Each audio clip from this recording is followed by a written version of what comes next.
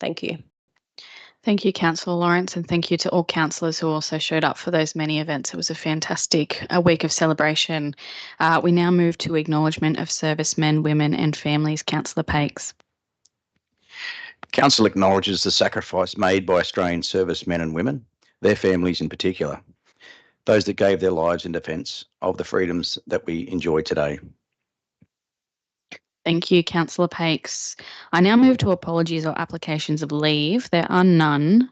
And before we move to confirmation of minutes, I just want to say a few words and also give Councillor Selby the opportunity to say a few words. I also want to acknowledge we have quite a few sick councillors in the chamber today, so thank you for still showing up, being present and being here today. And thank you, Councillor Lawrence, for acknowledging NAIDOC Week. That was a really important celebration for our community. And I just want to acknowledge that those events are growing in attendance, and particularly the Community Fun Day was a fantastic day down at Services Club Park.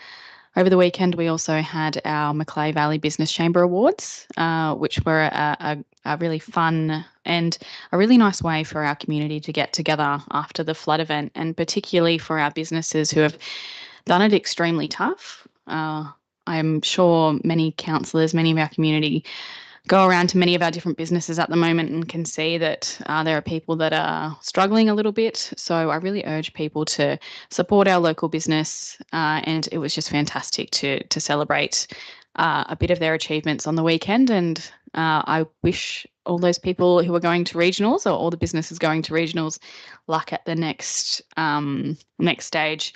And I also want to acknowledge that we are still in recovery, and we are still making really significant strides, as we'll discuss in the flood report today in this meeting. But I want to acknowledge one of our locals, but Sasha Vaz, who's sitting in the gallery today, who's a volunteer for Disaster Relief Australia.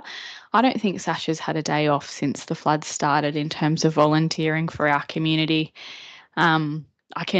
I've visited our DRA volunteers many times, and I think it's just fantastic that we've had people come from all over Australia to volunteer their time to help our community get back on their feet, and a lot of them whom are veterans. So thank you so much, Sasha. I'd now like to move to allowing Councillor Selby to speak for a few minutes, and I'll allow you to lead off, Councillor Selby. Thank you. I think as most of you are aware, I lost my brother Scott last Friday. He suffered with cancer for the last 3 years. He hasn't really had any quality of life in that time, as he lost his tongue, part of his jaw. They declared him cancer-free, but had come back and he's fought it for the last 3 years. And on Friday, he passed away. He will be missed. There was 6 of us. Now there's 4 in the family, but he'll be put to rest on Monday at Rookwood. So I thank everybody for their condolences and kind words, and that's about it. Thank you. Appreciate it. Thank you, Councillor Selby, and thank you for, I know you've been battling or dealing with this for a while and it's been very ongoing, but you've always shown up and done your best, so thank you for that. I now move to item 5, which is confirmation of minutes for the ordinary meeting held on the 17th of June. Do I have a mover? Councillor Saul, seconded Councillor Pakes. Is there any dissent? There is no dissent. The motion is carried. I now move to item 6, which is disclosures of interest. Are there any? I now call for any conflict of interest declarations from councillors. Councillor Bain. Madam Mayor, I'd like to declare a non-significant, non-pecuniary interest in item 10.2, as I have a casual social relationship with the proponent and I have discussed council matters informally with that proponent. There is no significant interest or pecuniary interest, so I will remain in chamber during the debate. Thank you. Thank you, Councillor Bain. Are there any other conflicts of interest, councillors? There are none. I now move to item 7, which is items passed by exception. And there is a motion before you, but before we move the motions or take questions, do councillors wish to remove any items so they may speak to them or vote against them? Do we have any questions on any of the items in the block?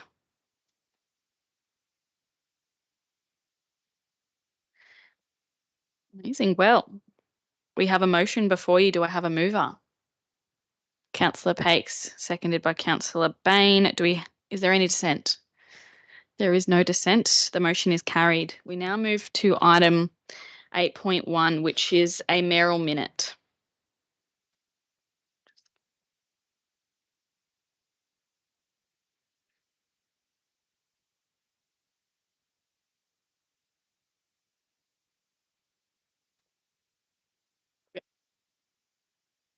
We'll do cost shifting first. That's fine.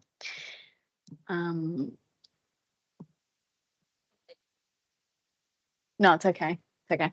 We'll just do this. So there is a motion before you, and it's about cost shifting. So there was a recent report released just last week on cost shifting in the context of local government. And if you've read it, you'd note that cost shifting is costing local government $1.5 billion each year, and that equates to almost $500 per ratepayer. And since the last report in 2021-2022, the cost shifting has gone up by 10%. As it was previously at $1.36 billion. If you don't know what cost shifting is when costs are, or when things are shifted onto local government, but you aren't actually given the resources to fund those different things. And part of our recent special rate variation, part of our long-term financial plan is that cost shifting does impact on our ratepayers, and we as a council want to make sure we're doing as much advocacy as possible to combat cost shifting. I really commend the cost shifting report to you. I think as a member of Local Government New South Wales, it's fantastic to see them doing work like this so we can, as a council, get on with the business that we need to, which is also ironically why we need to combat cost shifting, because we need to make sure that as a council we can focus on delivering the services that we need for our community. So this mayoral minute is to note the report and that the report be placed on council website and council's website and promoted on social media. I know Councillor White has already done some of her own little promotion of the report, and that we also write to different ministers and the Premier in the state government so they can make changes around cost shifting. But I will now open up debate. Councillor White. Thank you very much for putting that up. This is excellent. 200% support this. And I just want to say for you, it's reiterating a little bit of what you said, but this has always been my primary reason for dissenting against the special rate variation. As was just noted, the report came out on the 9th of July. We have now absorbed another $1.5 billion in cost shifting from federal and state government. It's 11.3%, 11.3 billion has been shifted to councils in the past decade. On average, $500 per ratepayer. For Kempsey, with about 14,000 ratepayers, that's about $7 million. That's about 21% of the rates collected.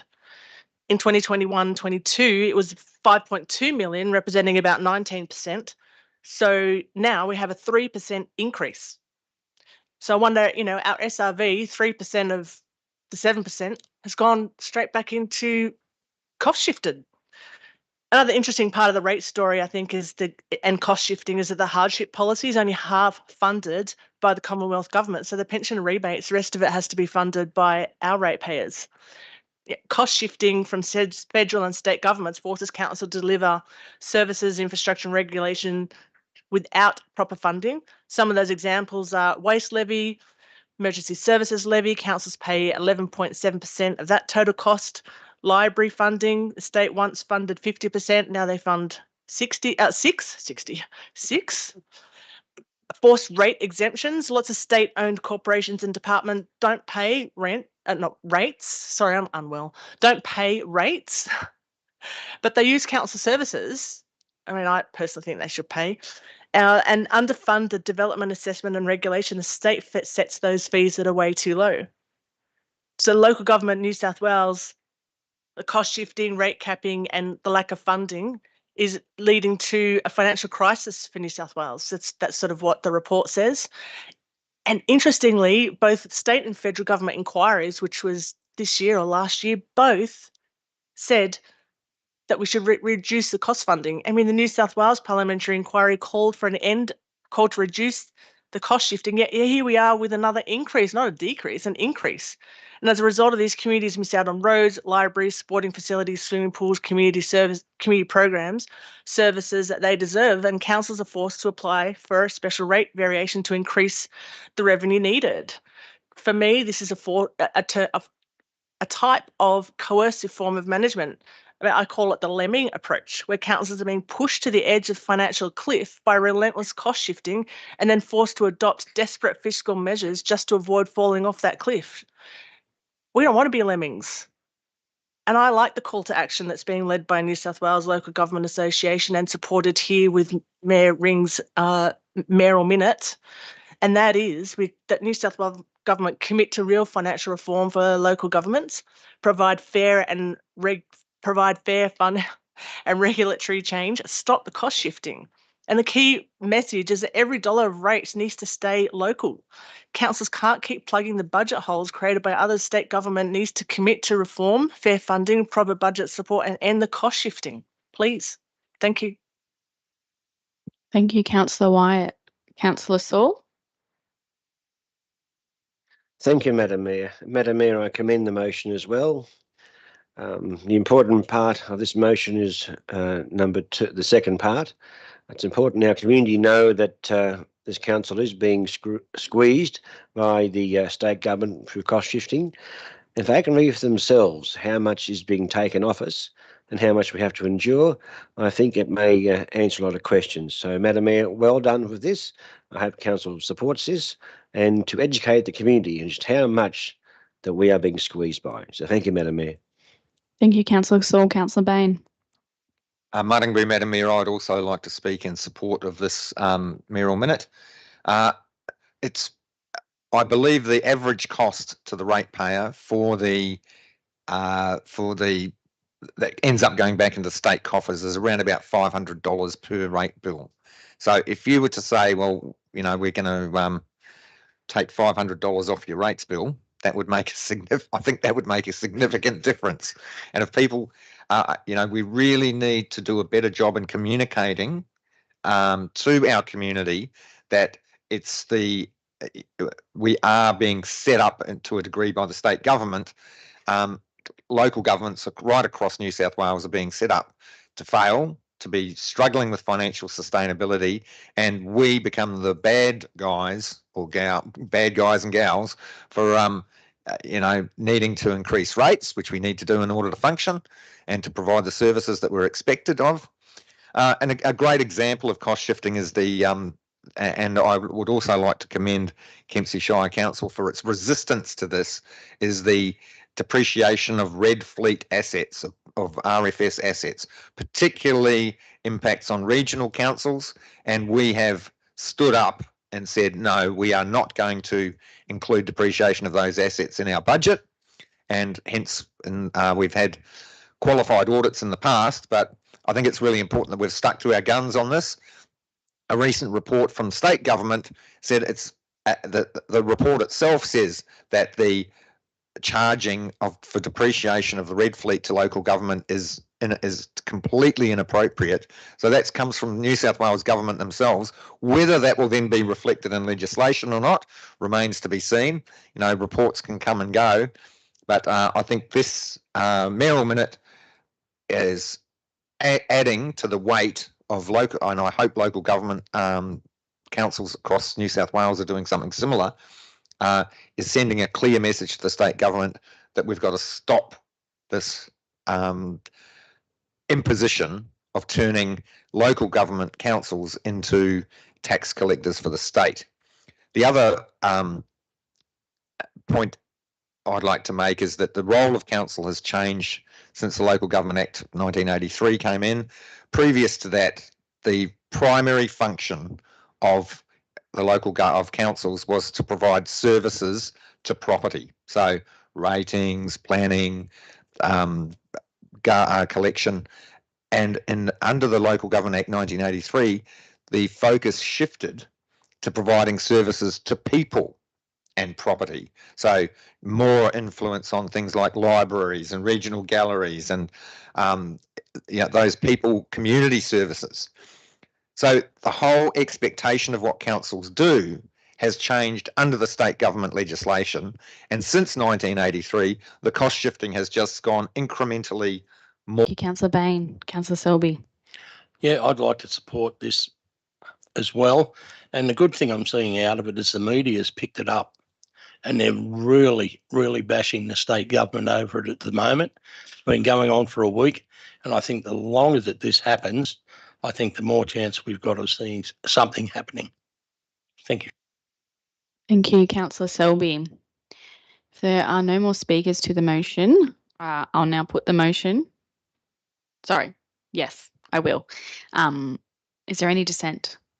There is no dissent. I declare it carried. We'll now move to 8.2, which is a condolence motion for Doc Milligan, who passed away recently. And I'll start reading it out. And I'd just like to acknowledge that Stacey Milligan, who is Doc's daughter, does work for council, and she's a fantastic at what she does. But Robert Milligan was born in Kempsey on the 22nd of September in 1962 and dedicated his life to the trucking industry, a passion and profession that ran deep since his grandfather, Robert Hector Milligan, operated timber trucks at Nulla Creek. Doc began his journey in transport at just 15 years old, washing and moving trucks for CP and NR Clark Transport, and by 19 he had his truck licence and purchased his first truck, 1976 Louisville. Over a career spanning more than 3 decades, he worked as a subcontractor, owner-driver and fleet owner. His trucks hauled everything from general freight to livestock, fuel, gravel, and of course offal.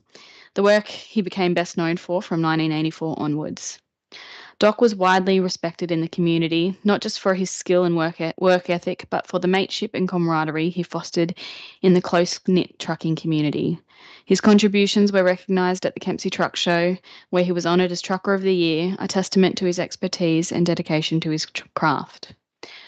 Doc also took great pride in preserving trucking history through restoring classic vehicles, including his beloved 1418 Benz and a 1981 Ford Louisville he had owned and reclaimed decades later. Doc's life was shared with his loving wife Leanne, who supported him throughout his long and distinguished career, and his daughters Stacey and Nikki, of whom he was deeply proud. He leaves behind a legacy of hard work, loyalty and enduring friendships, and will be fondly remembered across the Mid-North Coast and beyond. On behalf of the council and the community, we express our heartfelt sympathy to Leanne, Stacey and Nikki, his extended family, his mates in the trucking fraternity, and all who knew and loved him. His passing is a great loss and his memory will be cherished. Thank you. Would any other councillors like to speak? Councillor Pakes. Madam Mayor, I'd like to declare an interest. I'm sorry, this isn't in my ordinary meeting minutes. I didn't realise this was in there. My apologies completely. And this man I've known for 20 odd years. I've done business with Doc through sand and gravel supplies for such a long period of time. An absolute legend of our Macleay Valley community.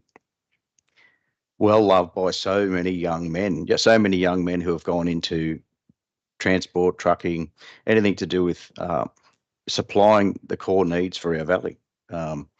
He's given that many guys in this valley a start, whether it be my son washes trucks for Doc, or someone getting a license in one of his vehicles, or someone being involved in mechanical work, or just so many different people in this valley.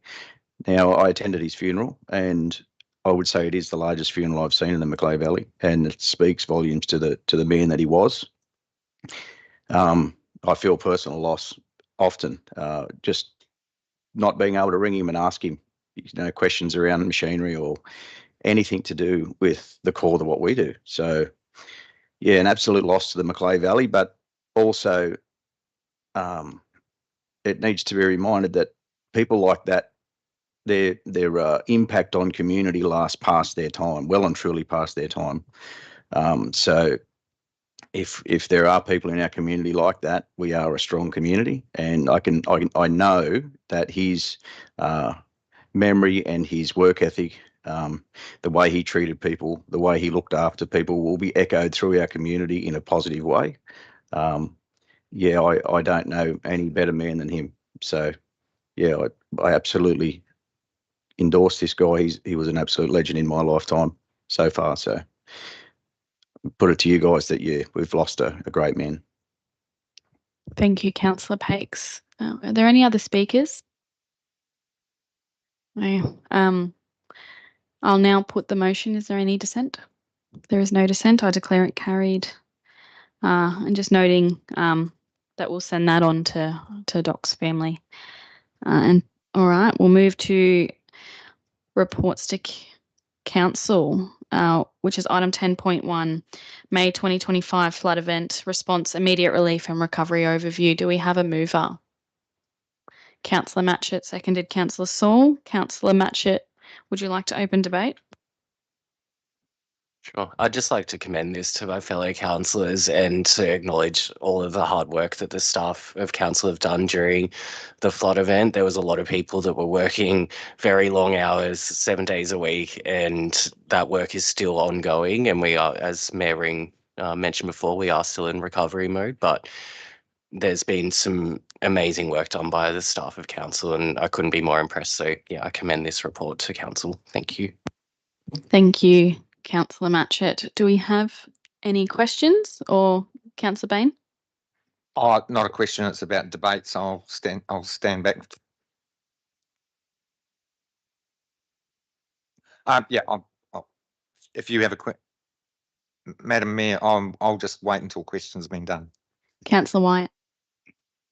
So I have a few questions because I hadn't read the report in full last night, but I have now. So I have a few questions. I was just going to go through. I got questions on the assets, the advocacy, and the recovery. So I just got a few on the assets bit first, which I didn't write the page number, I'm sorry, but just want some clarity. This could just be my OCPD brain needing clarity.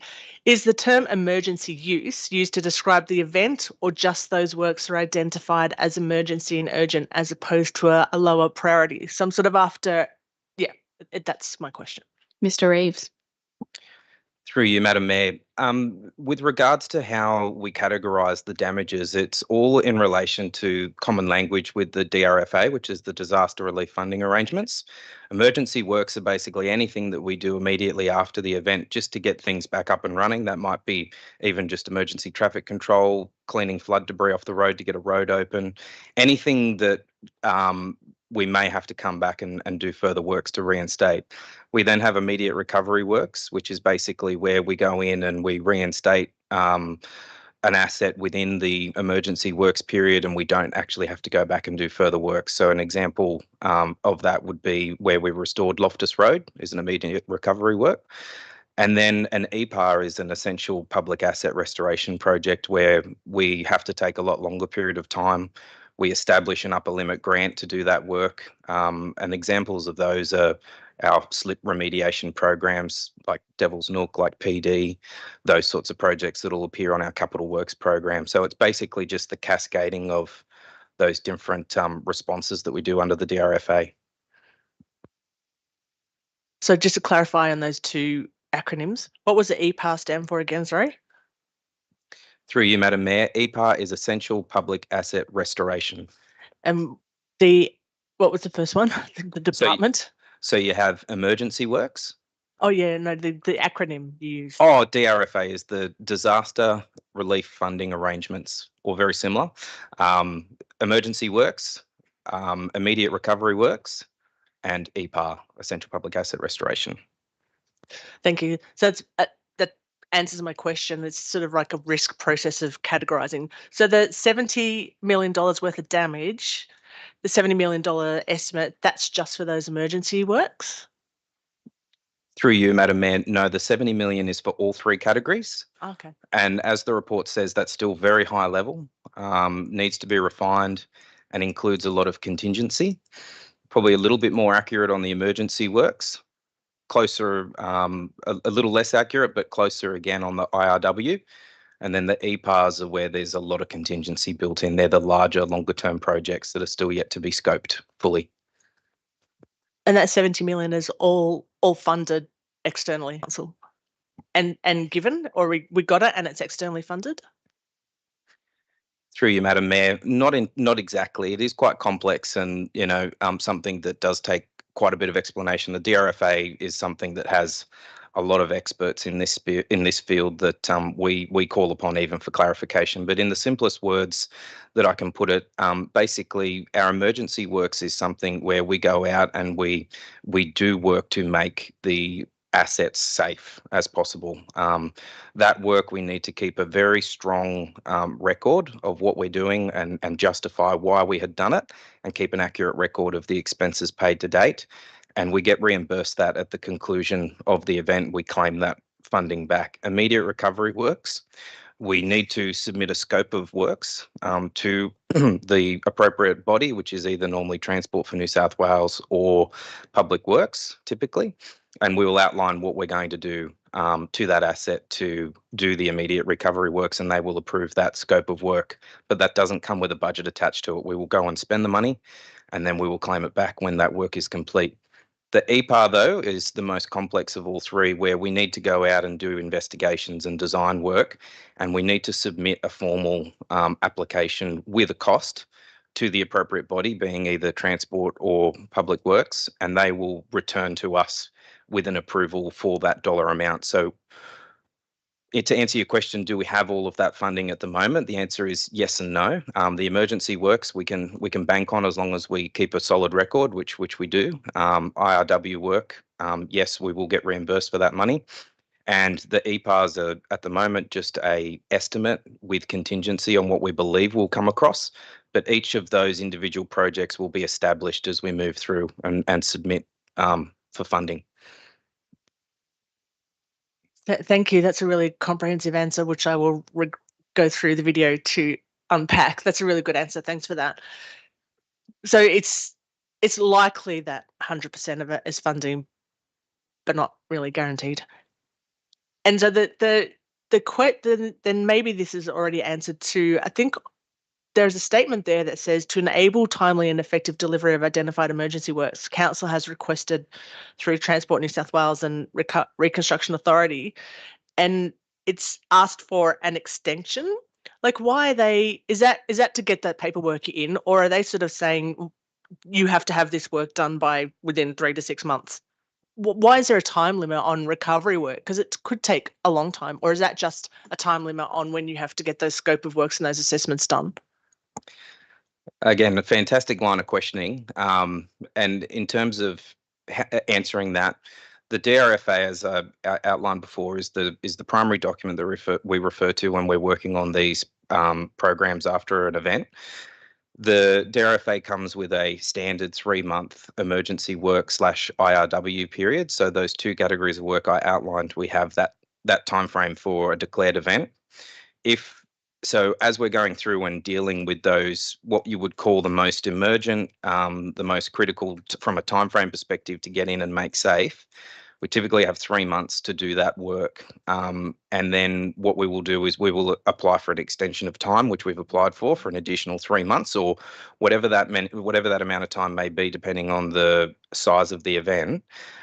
Because when we hit that 3-month timeline, we can no longer spend money on those categories of work. We have to transition into an EPAR, which is, as I said, we have to establish a project on a particular asset that's justified with an upper limit budget. So we need to make sure we get those two categories of work done within our required time frame, and that's why we've requested an extension due to the circumstances around this particular event. And we believe with a 3-month extension, we'll have adequate time to get through what we need to in those two categories of work.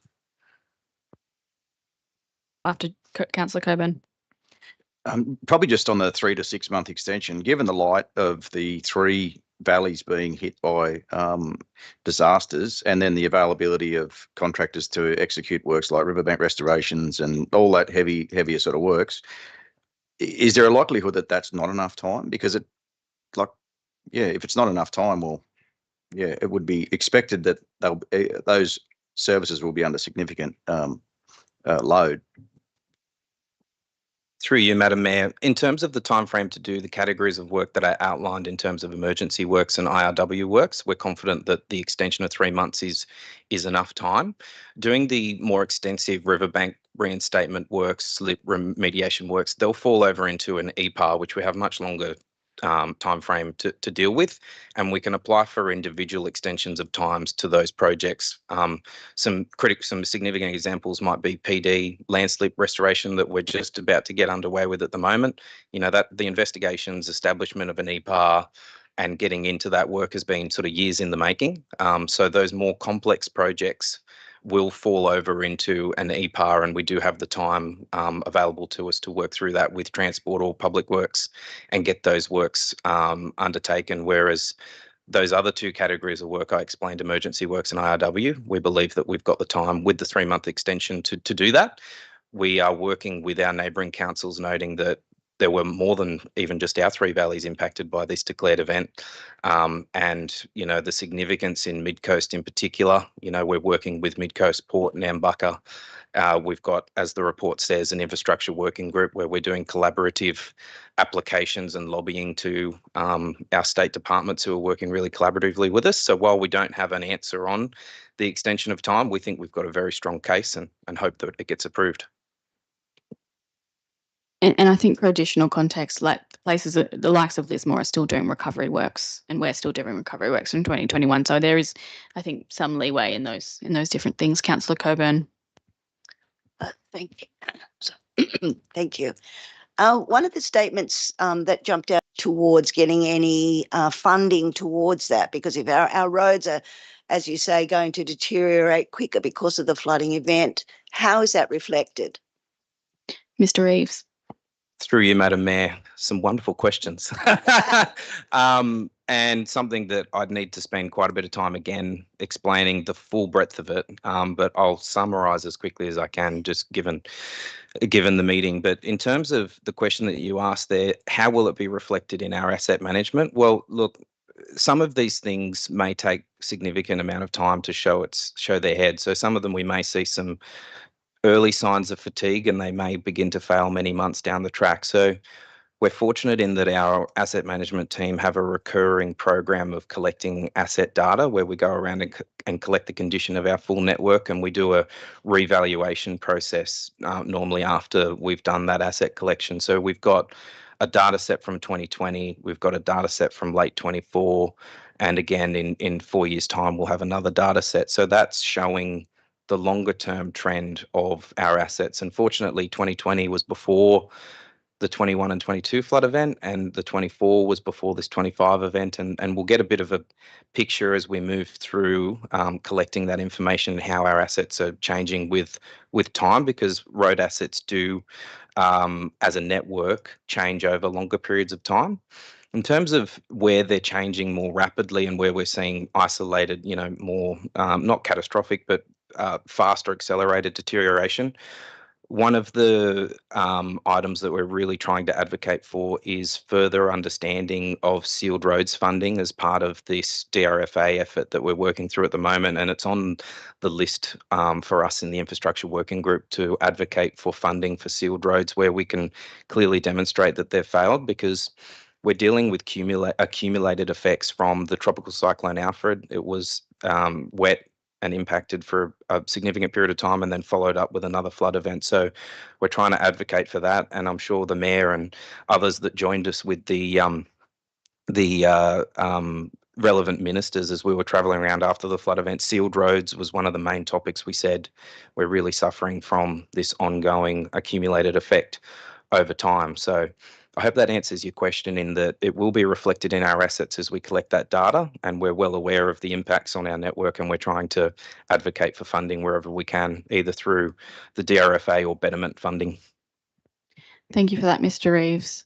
I think as well, in addition to not only Tropical Cyclone Alfred, we've had intense drought, intense heat from bushfires, and then intense wet. So the condition of our assets have really deteriorated rapidly in terms of roads. And certainly from my perspective, and I think even a mid-North Coast perspective, that advocacy to different levels of government is around betterment. But unfortunately, with I think where the state government is positioned at the moment, getting that money for additional betterment is difficult. But also the thinking behind it is that if an asset has failed or is failing, we don't want to restore it to that condition where it's not, that where it's potentially just going to fail again. So we want to make sure we're building back better or smarter. Councillor Saul. Thank you, Madam Mayor. Madam Mayor, mine's not a question, but a thank you. I just want to give some feedback that the farmers were very grateful for council for having the sale yards open in this severe situation, and to Stock and Land and those who ran the sale yards. So again, to Dylan and his team, a grateful Macleay says thank you for that. So thank you.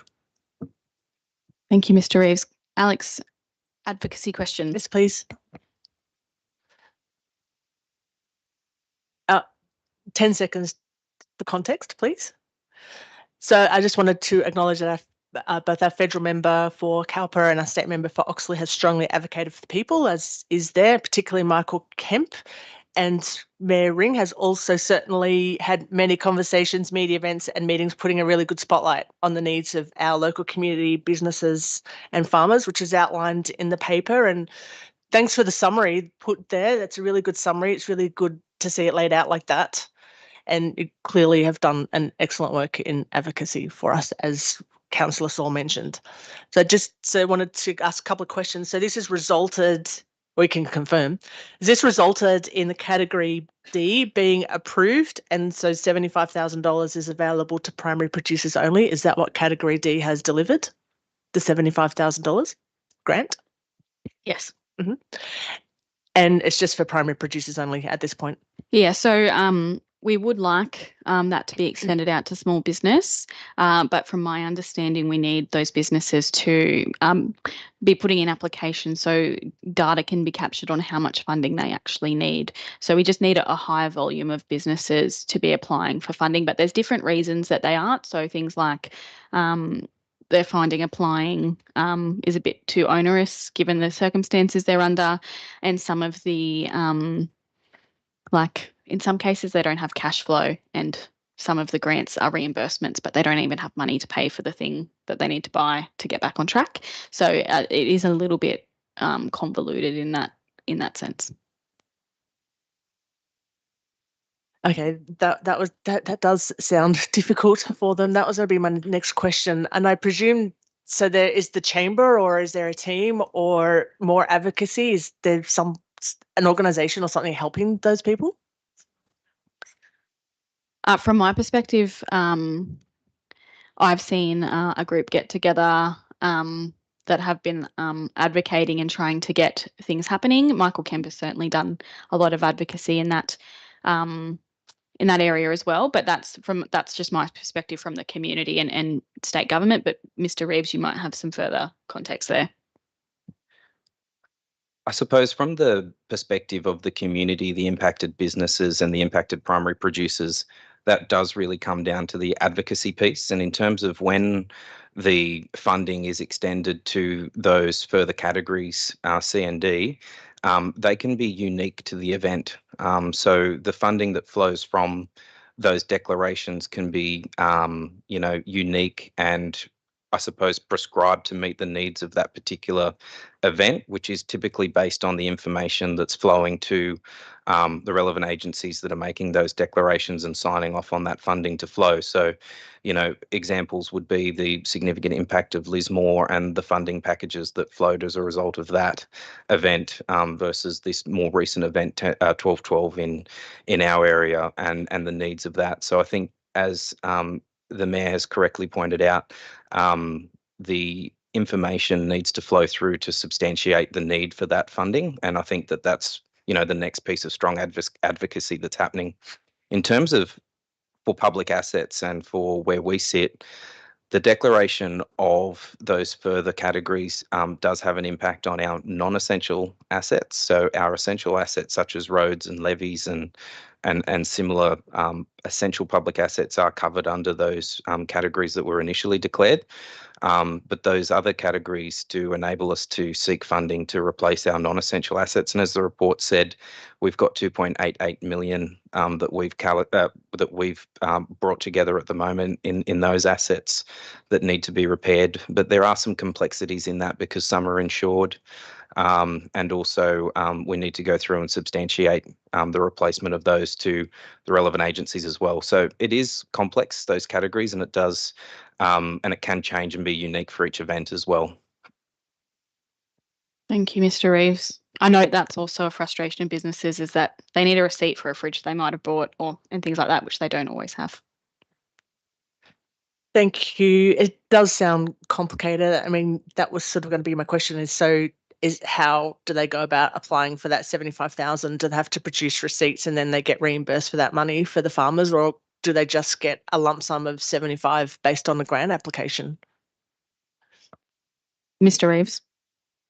Through you, Madam Mayor, I'm not across the detail as to how those primary producers will substantiate receiving that $75,000. But in terms of the advocacy question about the small businesses, it's about pulling together the information that the primary producers obviously successfully did, which is substantiating the damage to business, the impact to business, which is definitely very significant. But the work needs to be done to pull that information together and present it to the relevant people. And I think the recovery centre is a key place for people who need to apply. They can go there. And are people just expected to know this, like the businesses or the farmers? Are they expected to know this, or is there sort of proactive communication, or do they just have to rely on their own networks? There's really proactive communication from both RA and from council as well. There's one final question on the recovery bit. So it says somewhere in the report that 23 homes are unlivable. What happens to them? How do they access the hundreds of thousands that might be needed for them? Mr. Reeves. Through you, Madam Mayor, this is another really good question that does require some further background. So primarily take the question on notice, and we need to have a good understanding of who those people are, where those homes are, and what help that they've been able to get thus far. It's complex, and normally a solution will be derived for the individual in question.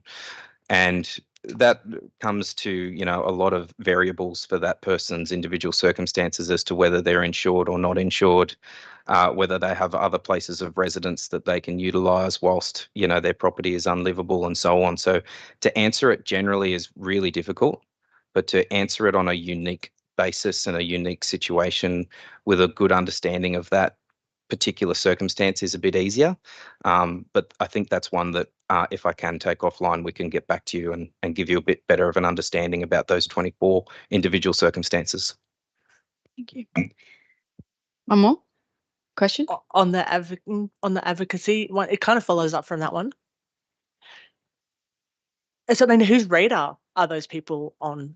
So is there actually it's related to the next one about the community, about the committee, so I'll wait till then. Mr. Reeves.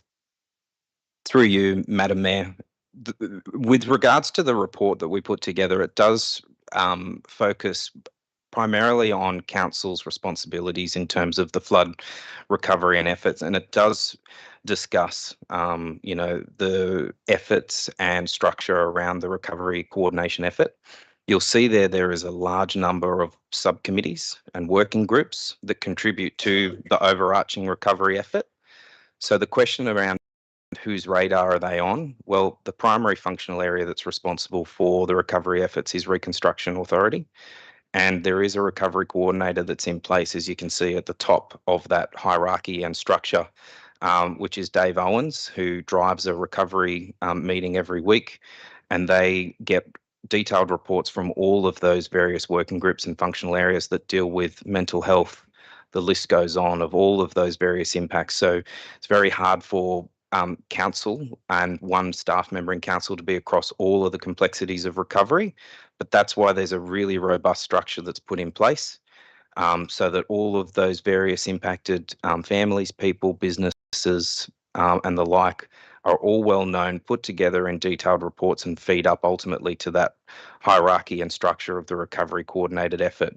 And we sit off to the side as such, supporting, providing information where we can and assisting. However, ultimately that recovery coordination effort is in charge of that holistic recovery effort. Again, great answer. So that's that welfare arm in recovery. That actually satisfies my questions and needs and curiosity. Thank you.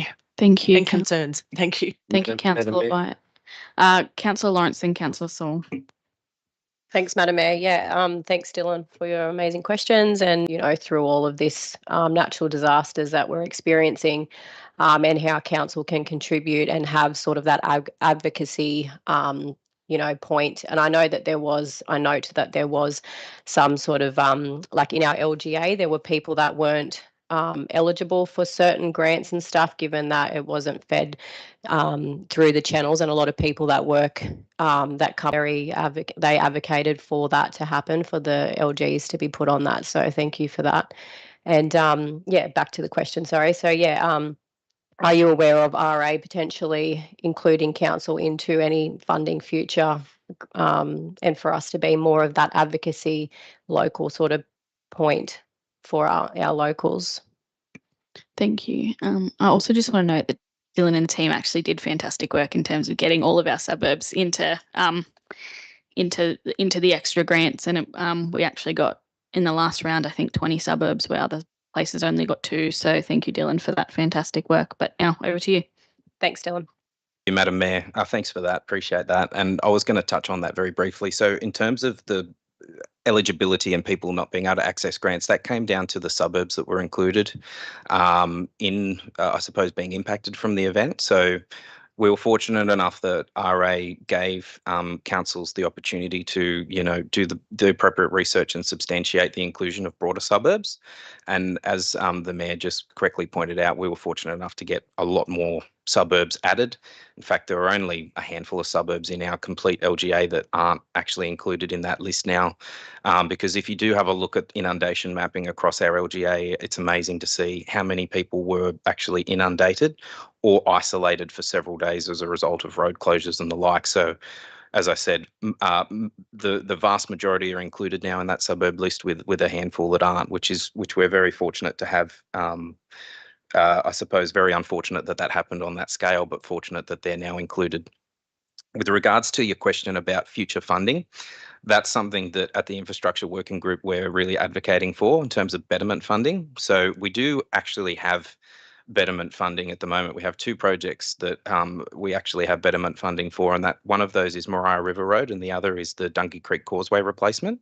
So RA has done a round of betterment funding, and we're advocating for another round of betterment funding to try to identify these assets that are repeatedly impacted in flood events and get funding, or flood or fire events, and get funding for those to be replaced and upgraded.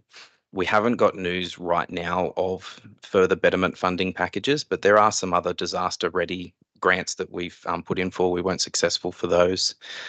The other thing that we're looking to do is, while we're doing our EPARs, so our Essential Public Asset Restoration projects, we are building in, wherever possible, betterment into those projects wherever we can substantiate them. So examples of those are, if we have a timber bridge that is washed away in a flood or a timber bridge that's burnt down in a fire, we're able to replace those using current engineering standards. So we would argue, and successfully argue in many cases, that the current engineering standards to replace a timber bridge is with a concrete bridge. So whilst that's not technically a full betterment project, it's still classified under an EPAR. We're getting betterment out of the asset. We're getting a longer lasting asset, and we're getting something that will fit the community needs into the future.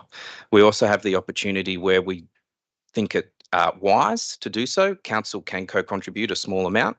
And I don't have a good example off the top of my head for you of this, but if we thought that it would be a good idea as part of an EPAR to say raise a bridge or make a bridge longer, council could co-contribute, substantiate a funding amount to replace the asset and get that through the DRFA, and then co-contribute a small amount to maybe make that bridge a bit bigger, a bit longer, and so on. So we're looking at all our potential opportunities in this space as we move through, and we're replacing assets that are damaged and improving our network as we move along.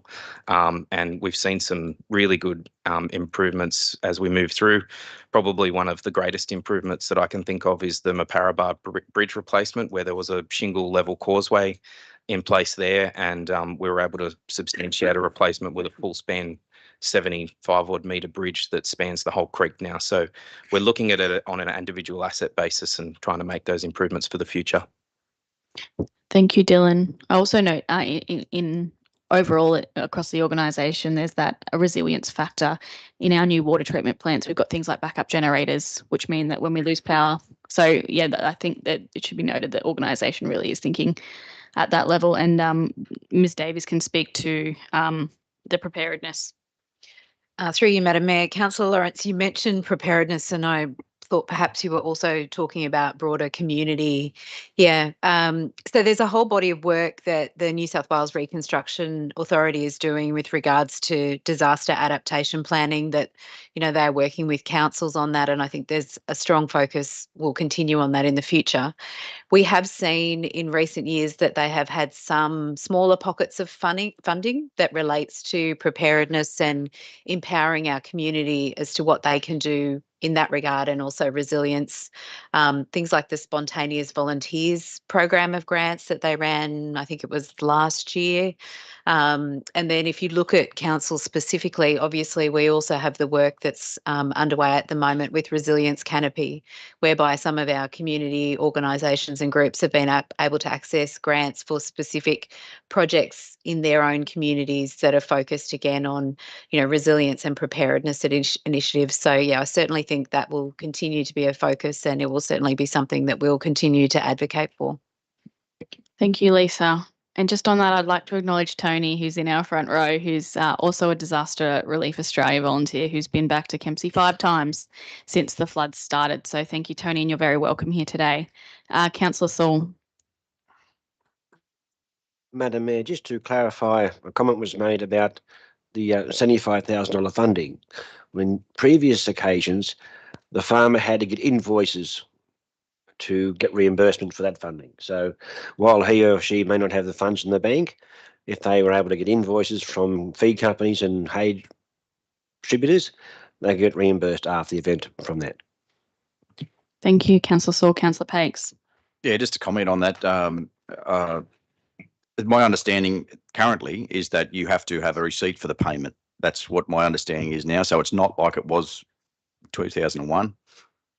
It's you need to have a receipt for the payment, so you actually have to have the cash flow to provide it. So that's a little bit of a change to what it was. My question is around 355 committees and our reaction and preparedness, and how, if Director Davies, you might have some comment on this. Do you think that 355 committees post this may help community become more prepared, either through the initiation of more flood mounting or more preparedness or more 50% New South Wales government help with house raising and that sort of stuff? Because those things aren't really out in the community. I think there's only one property with that 50% subsidy for house raising in the Valley at the moment, and I didn't know about it until a short time ago. So yeah, have you got a comment on that? Do you think a 355 committee in these areas may be useful? Ms Davies. Councillor Pakes, through you, Madam Mayor, I'm not entirely sure where you're seeing the link between a 355 committee specifically. Can you elaborate on that? Yeah, so previous comments were around farmers not engaging with government yet for their assistance. A 355 committee is on the ground and it is speaking to council, it's speaking to local government, it's got a line of communication directly to our local government, and it's in place. There's an open line there at the moment. From what I'm getting from state government is that they are the farmers are at home working their absolute backsides off, as well as local business, and that line of communication is not open. One, because probably people are too busy working, trying to get their livestock and their properties back organised. But that committee may have fingers out in the community and have direct communication. So absolutely vital in my opinion, but I would ask it from your perspective. Through you, Madam Mayor. Thanks for the clarification. Look, certainly 355 committees can play the sort of role that you're suggesting. They are not necessarily the only way or mechanism through which council and other relevant organisations can receive and understand that information of what's happening on the ground, be it with the farmers or other business community or other groups in our community. They certainly are one mechanism, but as you know, as we know, there are other avenues as well. Councillor Coburn. Through you, Madam Mayor. I just wanted to ask a question around, obviously we are on a massive floodplain, and a lot of our current residents have built on the floodplain through historic development applications. Does council have a process of identifying who is at the highest risk? And I was going to speak to the fact in that advocacy space, how do we identify those that are at the highest risk? How do we also communicate the possibility of, say, the raising of their properties to alleviate that flood risk, to make their properties safer? How do we communicate that through to our really high-risk residents? Mr. Reeves. Through you, Madam Mayor, that's a really good question. With regards to how do we identify those who are at the highest risk, I think our flood risk, I'm just the terminology of the name of the report eludes me. Our flood investigation reporting, flood risk policy, flood risk management plan, and also our flood modelling that we're doing for the Lower Macleay and Upper Macleay. I'm sorry, the technical term eludes me for that report. My apologies, but we are doing a large body of work and have done a large body of work on modelling the Macleay, the Lower Macleay for flood levels, and that does drive what the impacts will be under certain scenarios of flooding. So we've got a large number of scenarios that are included in that flood model, and we're able to determine where inundation will occur and how it will occur. We also have information on the floor levels of homes in certain locations. I can't say that that data set is complete, but we have information on floor levels of homes, and we can quite confidently say when and in what event floor levels will be impacted. So we do have that data available to us, and we can identify those who are at highest risk. I will just say, while I've got the opportunity, that we always advocate for people who are in the Lower Macleay to have a good understanding of how flooding works and have a plan that applies to their individual residents, because at the moment and in the way that flooding works, people need to be able to respond rather quickly and have a good understanding of when they need to make decisions and how they make decisions. So people should have a flood plan and act appropriately. But in terms of moving forward and how we communicate that risk to people, that's something that we acknowledge needs to be worked upon. And in terms of communicating the house raising program that can be available to people, we need to communicate that more broadly. However, I do know that the funding is quite oversubscribed. We need to advocate for more funding in that space, which is something that we'll take offline and certainly put forward through the current recovery efforts and future recovery efforts as well, so that we can make the valley more resilient into the future. Thank you. If I could possibly just add, on page 14, you've got a map there, a coloured map with all of those yellow dots. That is essentially the modelling approximately in line with the event that we experienced, and that's called the 5%, which in old terms is 1 in 20. So this was not a big event, and as you can see, the number of properties impacted. So in terms of a priority list, the priority list is already huge. According to, all of those yellow dots are impacted by this event. So it's, as we go through and get to a 1 in 100 type event, which was kind of the old 1949 flood level, essentially everybody on the Lower Macleay is impacted. Thank you, Mr. Jackson. Do we have any debate, or would you like to, Councillor Bain? No, I'm going to be he's proposing an amendment. You have more questions? Sorry for that interruption. Yes. Just a couple of questions on waste. On page 23, the statement says that talks about closure of the temporary transfer station and ceasing of the curbside collection was brought forward. I think that has a reputational or trust damage on council outside of council's control. What was the reason for making that decision to close it early? It's on page 23. Mr. Hyatt? Oh, Mr. Reeves. Through you, Madam Mayor, just to clarify your question, are you asking why the temporary closure of the Columbati waste transfer station was brought forward? Okay. Yeah. Through you, Madam Mayor, that decision was actually not made by council. That was made by the supporting agencies sometime. However, fortunately, Wes and the waste team, who were really at the front coalface of managing this, did negotiate to get another facility out at Southwest Rocks, a temporary licence, which is where we've been taking a lot of the flood silt and debris since the closure of that facility. We were fortunate that we also were able to, at roughly around that point in time, start accepting waste out at the Crescent Head facility. They'd recovered and dewatered and got to a stage where we could start accepting waste out at Crescent Head. So it was well managed in terms of the council's response, but the decision to close it early was not ours and did cause some frustration.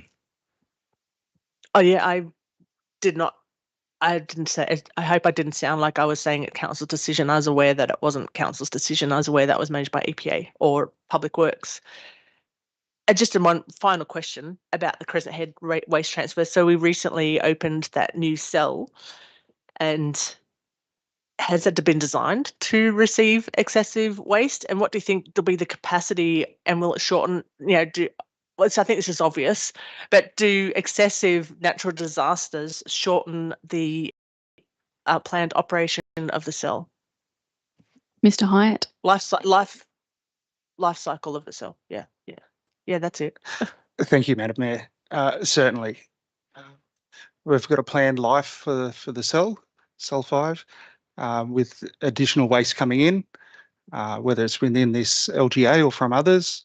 That capacity is reduced and therefore shortens the life. I think we do try and work where we can to push waste out of that cell. Certainly. So in these events, for example, the flood mud, preventing that coming into the cell to take up space, we can recycle that and put better use to that. That prolongs the life of the space for the Waste Management Centre. Sorry, I misled. This is the final question.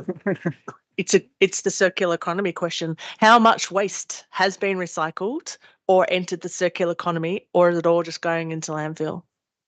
Like, how much of the waste is going into circular economy or being recycled? I think this is a tough one because it is got a classification on it from it. Or is some? Maybe just say yes, some is. Certainly some is, yeah. I can get you exact numbers, but of course, yeah. So metals recycled, green waste is recycled. The soil I spoke about, we're looking at just putting in our general waste or some approved contaminated waste will go into that landfill. The rest back out, recycled, circular life. So if I might just add, in the report it does note 200 cubic metres of scrap metal and white goods, so they'll be, they were taken away separately to be recycled. So that's at least some of it, as at the time this was written. Thank you, Councillor Bain. Thank you, Madam Mayor. Look, I want to first state that what an extraordinary response from everybody involved in dealing with a severe weather event. I do have 2 amendments. I'll start with the first amendment. I would propose amendment to point 3 and I've sent the words through to Ms. Thomas, to acknowledge the work of the Mayor in engaging with state and federal ministers to advocate for the recovery needs of Kempsey Shire, acknowledges the work of councillors on the ground and residents of Kempsey Shire in responding to the severe weather event. We could even include and external agencies from out of the Shire into that. So I'll just propose that amendment first, please. Councillor Matchett, are you happy to accept that amendment? Yes, I am. That amendment is now the motion. Would you like to propose your next amendment, Councillor Bain? Yes, thank you, Madam Mayor. It's just to point 5, to add after the internal after event reflection exercises, could we put including consideration of improved river gauge monitoring? We did speak about this at the briefing last night. There were various different views on the efficacy of the river gauges. I know for upriver farmers, it's been an ongoing issue. That one of the points in this flood event, which is a bit unusual, often people can look at Georges or Bellbrook river heights, but the massive amount of rainfall that came down through Majors Creek and Willy Willy area was quite surprised people. We are going to take this offline and have further conversations, and I also would like to commend the work that Michael Kemp did during the flood event, but also that he was working closely with upriver farmers in the initial changing of a minor flood warning to a major flood warning. So we'll delve into that a little bit more, but I would like to put in that there's a consideration of improved river gauge monitoring. Thank you. Councillor Matchett, are you happy to accept that amendment? Yes, I am. Thank you. That now becomes the motion. We're just having some technical issues, but it will be up before you soon. I did want to note as well, Councillor Bain, that the gauges were raised with both the Premier and the Secretary of the Premier's Department and referred to in letters as well. So that is very much on the radar in terms of our advocacy at the moment.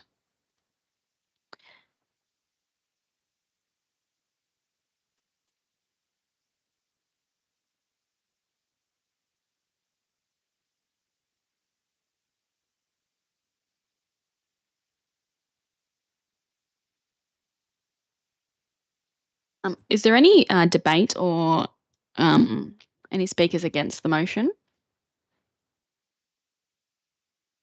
Well, once we have a motion, we'll be able to put it.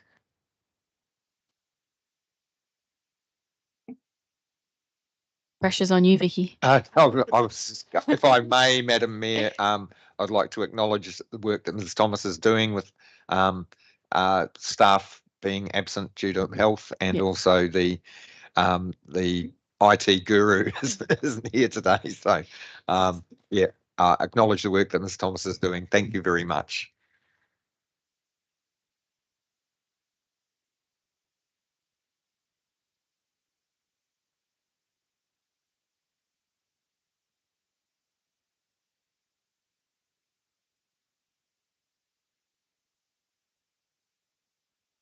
Yep, that's great. So, and can we just change MPs to ministers in that document, please? And potentially, comma, residents of Kempsey Shire and external agencies. So after ground, put a comma instead of end.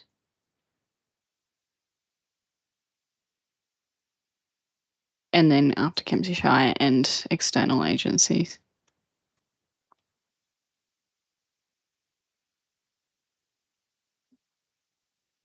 Perfect.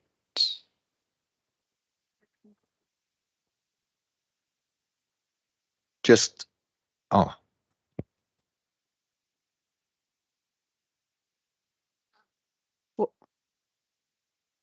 it's a little bit hard to read, but I think too with that 10.1.3, it was, and this may be being very pedantic, but it's the acknowledging the work of the mayor, not the work of capital Mayor Kenny Ring, and engaging. Just it's a point about the acknowledging the role.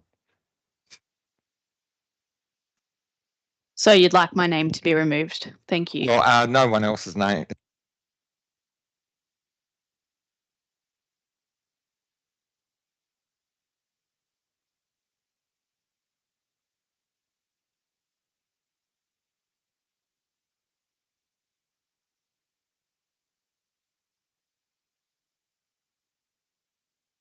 That's it. Are you comfortable with that motion? I'm happy to leave Mayor Ring in as named. I think she did some significant advocacy work. A Both point of order, Madam Mayor. What is your point of order, That Councillor? the amendment was accepted as read. That's fine. Councillor Pakes? I thought the amendment had councillors, the mayor, the councillors, and yeah. It says acknowledges the work of councillors on the ground.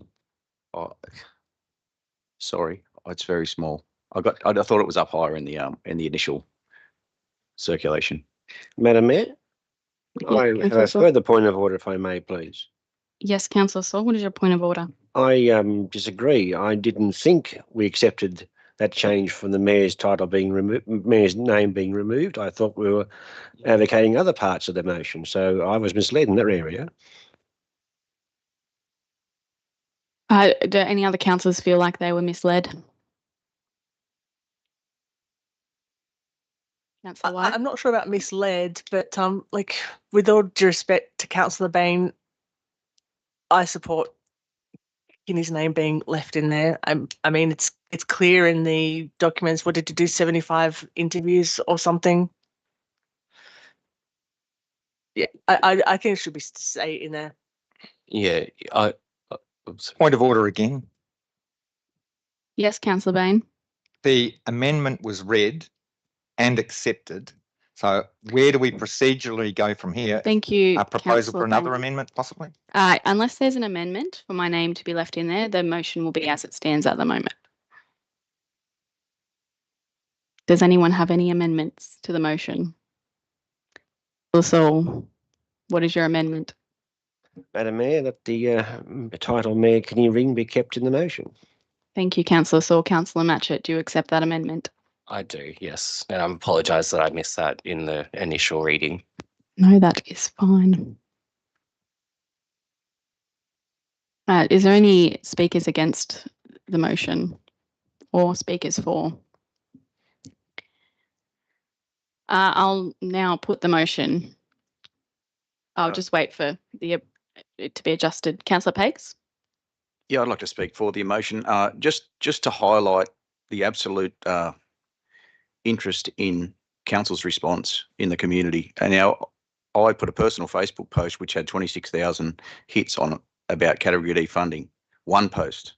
I got people from all over Australia contacting me and messaging me and making contact, all about putting pressure on the federal government to supply Category E funding. So it is a team effort. Everyone in this room has worked towards this community getting the best they can from the state and federal government. Still continues to be. People are still hurting. We are still recovering. Everyone is still recovering. This is the recovery phase. So by all means, this isn't the end. There is still a lot of work to do, and there are still businesses who are struggling with cash flow, who are at a point in their business which they probably have never been in. So as for this being the end, no, by no means is it. It has massive impact on our budget going forward, and we really need to be aware of that in this first quarter budget update. So this will have the impact we spoke about in the June meeting when we passed the IPNR documents. It'll have a big impact to the point we don't know yet. But I also encourage people to come together. These events will come and go. I was here in 2001 and I've seen all the floods between 2001 and now. I got flood heights in a property of 49. I know what height it was. It's been different it's been at 49 heights. This flood has been at 49 heights in the Lower Macleay, which is probably not really acknowledged. It will be when data comes out, but there are historic marks in the Lower Macleay above 49 heights. So yeah, it's significant. So I acknowledge the work of council, been fantastic, and yeah, I commend this to my fellow councillors. My question. Thank you for doing that. I also wanted to just pick up on what Councillor Pace is doing. I think you've done a fantastic advocacy role too. 26,000 hits on your posts is great. And I think having you at the councillor table has certainly increased my understanding and learning about life on a floodplain. I think you've done a fantastic job too. And I also know that my colleague sitting beside me has done a fantastic job in going and speaking and knocking on doors around the lower floodplain area. And a couple of us went and got our hands dirty and cleaning up, and we've all had various roles in it. It is a team effort, and I do support Mayor Kenny Ring's name being theirs. I certainly hear what you're saying, that it's a team effort, but you have done a really good advocacy role, especially those. And something as far as Councillor Pace goes, he went out of his way, and with his efforts, he had Macleay Valley Way cleared from second lane through to the run up to Fredericton on his own. So I think that's a big effort, and I think a big thank you should go to him. Thank you. Thank you for the work of all councillors on the ground during the floods. I think it was noted by several people, the fantastic work that you all did. Is there any other speakers? There's none. I will now put the motion. Is there any dissent? There is no dissent. I declare it carried. We now move to item 10.2, which is planning proposal for Macleay Valley Way. Do we have a mover? Councillor Pakes, seconded. Councillor Saul. Councillor Pakes, would you like to open debate?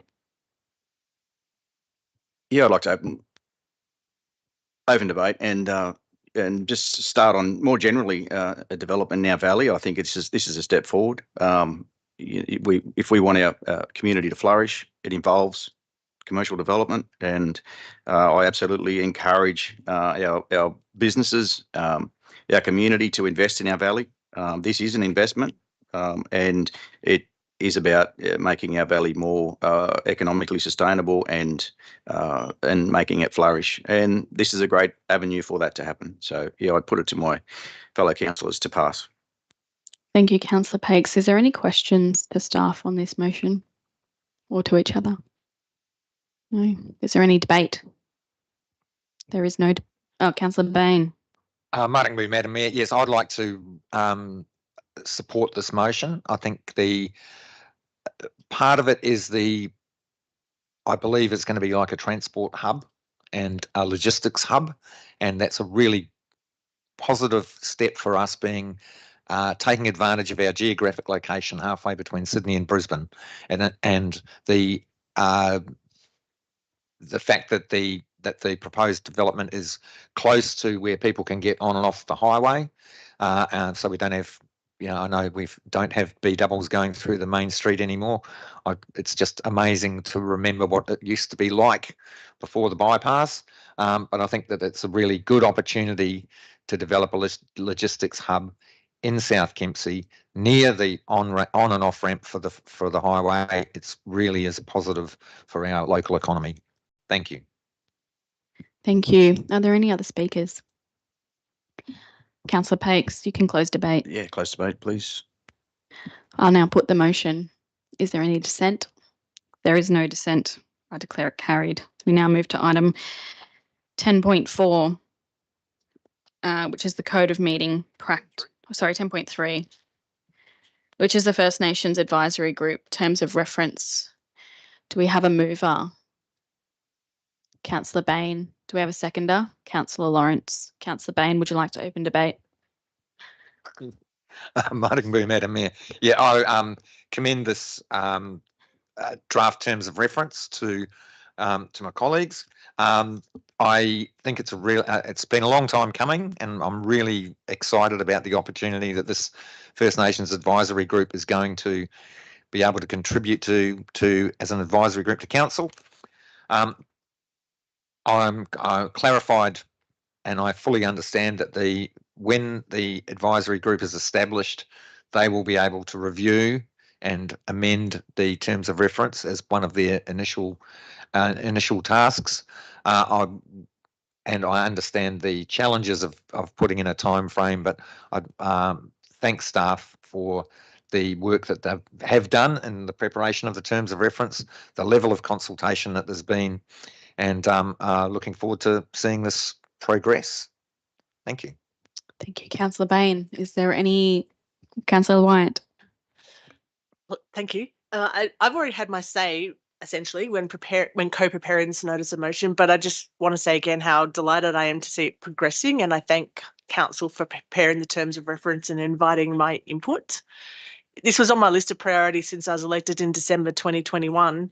In fact, it was part of my election platform, and I did try to get traction back then in 2022, but in hindsight, it wasn't the right time, nor was it the right approach. This needed to come from the Dunghutti community themselves and in their voice and on their terms. And I'm certainly glad that Councillor Annette persevered in doing this. And I'm deeply grateful for the insight that I gained in working alongside both Councillor Lawrence and Councillor Bain on this item, and many open and honest conversations with community members. I just want to take this opportunity to express my express my heartfelt gratitude to the many people that I've had the privilege of working alongside for decades in my work, people that have really generously shared cultural knowledge, historical truths, and personal stories, who created really safe places for me to ask very inappropriate questions at times. I mean, these relationships and working relationships really just profoundly shaped my values. And I've talked about this before. Cultural awareness is not a course. It's a value system, and it's a journey. And my understanding of what really means to be an ally, to stand alongside Aboriginal people, has been shaped by my work and those relationships. And my journey started in national parks, just looking at conserving heritage on the ground and working with owners of country and bringing that cultural knowledge. But I went to TAFE here to do the community service. And then I ended up on a couple of boards. And that just lifted my learning to a whole next level around that social perspective. But above all, I feel incredibly privileged to have known and learned from several respected elders in this community whose wisdom and generosity have really guided me to be a stronger advocate. And I stand with our Dunghutti community and look forward to seeing this vision take shape, led by the Dunghutti people. This will be a wonderful, wonderful legacy for all of us to leave. So thanks. Thank you, Councillor Wyatt. And just acknowledging your work on this has been noticed and appreciated. Councillor Lawrence. Thanks, Madam Mayor. And thanks, Councillor Wyatt and other councillors, Councillor Bain, and for supporting this important notice of motion that was put up. And thank you to staff as well for your amazing work in deliberating this and consulting with the stakeholders. That was an important key to getting this terms of reference sorted. Thank you very much. Councillor Pakes. I'd like to touch on just a little bit that Councillor White mentioned about a journey. And this is the start of a journey. And it's a journey of knowledge for the community. 2009, I travelled to Germany with a now councillor in Armidale Council, Bradley Witters. And he actually taught me more about Indigenous culture in Australia than I'd ever known and what the system had ever taught me. So at that point, I thought I was really intrigued by it all. So I continued then to travel many parts of Australia and visit different communities and see what other communities did, and all in the time playing sport and being part of this community. But I realised that my knowledge on it was near zero. Near zero before I met Bradley. I might have gone to 1 or 2% once I learned a bit off him. But as a community, I came back here and I thought to myself, well, we really don't understand each other that well. And this is in the context of travelling to Germany, in a country that's had so much change over the 50 years, 100 years since now. And then I thought, well, why aren't we as understanding as what they are? Why aren't we understanding more about each other? And I think I'll fast forward now to a time that I've met Mark Morrison and his impact on not only the community, but each individual that he meets. And he has also been a driver in this advocacy to this in the background. So it's not all about the people at the front, it's also all the people at the background doing the work. So yeah, I encourage everyone to get on this journey and come together because this is a great thing for our valley. I know our community, I know who lives here, I know how much talent, how much benefit they could have, even more than what they are now. So yeah, I'm excited about what's coming forward. And yeah, it's a great thing. It's a great thing. Thank you, Councillor Pakes. Is there any more debate? Councillor Bain, would you like to close debate? Yeah, thanks, Madam Mayor. I appreciate the comments from Councillors White and Pakes and Councillor Lawrence. Great work that you've been doing in this space. It is a journey, and it's a journey about building trust across our community. And I think trust is a really, really important word. So building trust between different parts of our community, and building a relationship and being informed in ways that create a better and fairer future for all of us. I commend this resolution to my colleagues. Thank you. Thank you, Councillor Bain. I'll now put the motion. Is there any dissent? There is one dissent. I declare it carried. We'll now adjourn for morning tea until 10 to 11.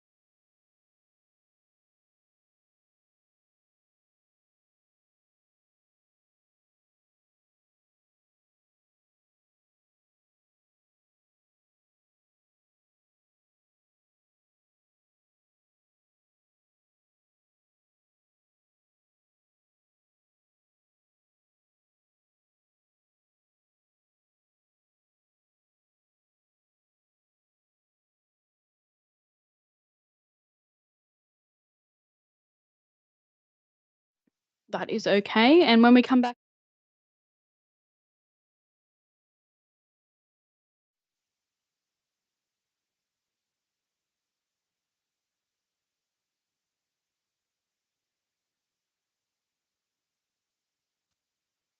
Welcome back. We're now at item 10.4, which is the Code of Meeting Practice. Do we have a mover? Councillor Pakes, seconded Councillor Wyatt. Councillor Pakes, would you like to open debate? I just commend this to my fellow councillors. It's a public exhibition period, so yeah, let's see what community comes back with. And I think the councillors have been significantly engaged to get to this point. So yeah, it'd be interesting to see what comes from community to improve. So yeah, put it to my council. Thank you. Is there any questions on the document?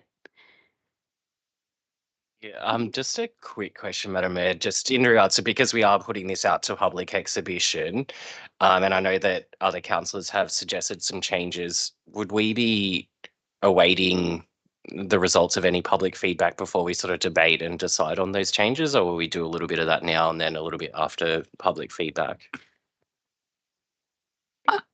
It's a great question.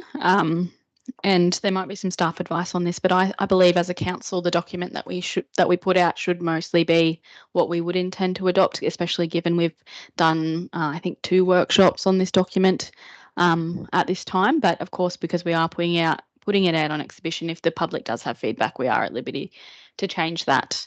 But it would be nice if we were, as a council, in kind of consensus on what that document would look like. I don't know if there's any further advice on that. Mr. Jackson.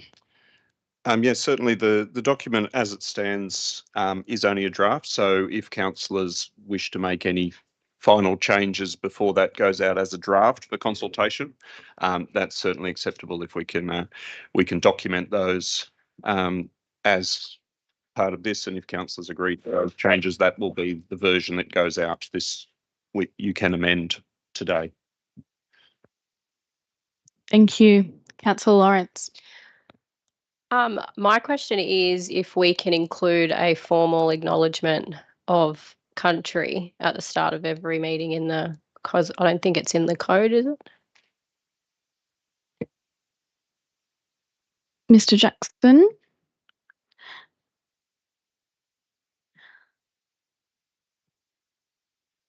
It is in the order of business. Like in how we're meant to structure our business paper. So it's got it should have prayer, acknowledgement, and then acknowledgement of servicemen, women, and their children. So that will always be standard in our business paper. Councillor Bain. May I speak to that, Madam Mayor? Yep. Thank you. On clause 8.1, at a meeting of the council, the general order of business is as fixed by resolution of the council. So in the current code of meeting practice, it does have identified the opening prayer, the acknowledgement of country, etc. It has a clearly defined order of business that has been amended in this, so that the general order of business will be fixed by a resolution of the council. So we can change that, and it may be altered for a particular meeting. Yeah, so I think it has removed that. So if we wanted to undo that change, we could change it back from the general order of business for an ordinary meeting council shall be the opening prayer, the acknowledgement, the standing position. That's on page 24 of the document. Mr. Jackson, do you have some advice? Yep, acknowledging Councillor Bain that yes, that has been deleted. I believe the intent was to move reports around, particularly if there were people in the gallery that were after a particular report, or there for a particular report, so they didn't have to sit through the entire business of council to get to their matter. Can I suggest perhaps that we lock in the first 3 items, being the opening prayer and the acknowledgements, and then the remainder of the agenda can be set by council to sort of meet that aim?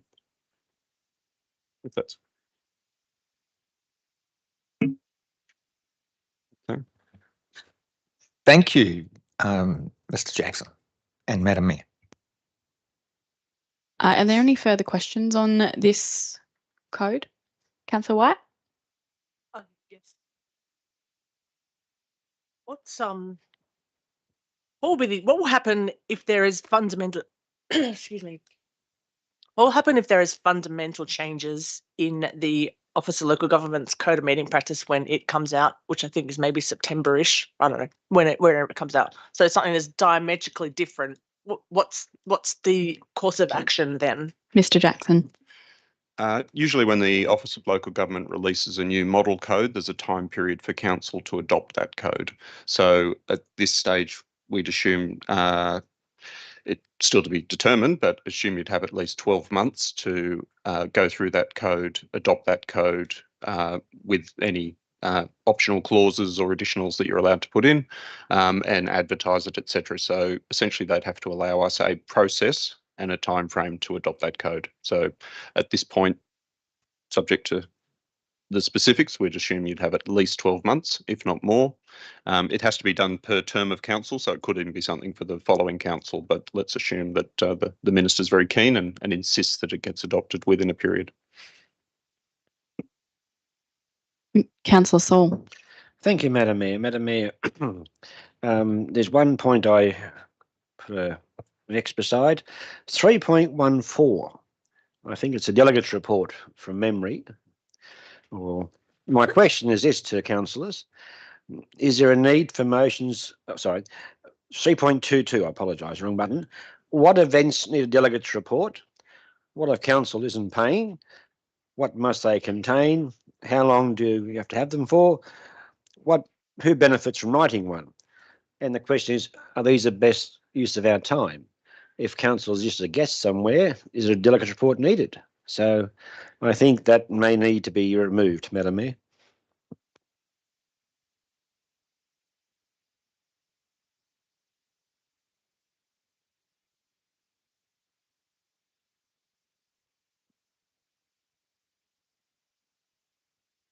It does say encouraged. So it doesn't say that it is mandatory.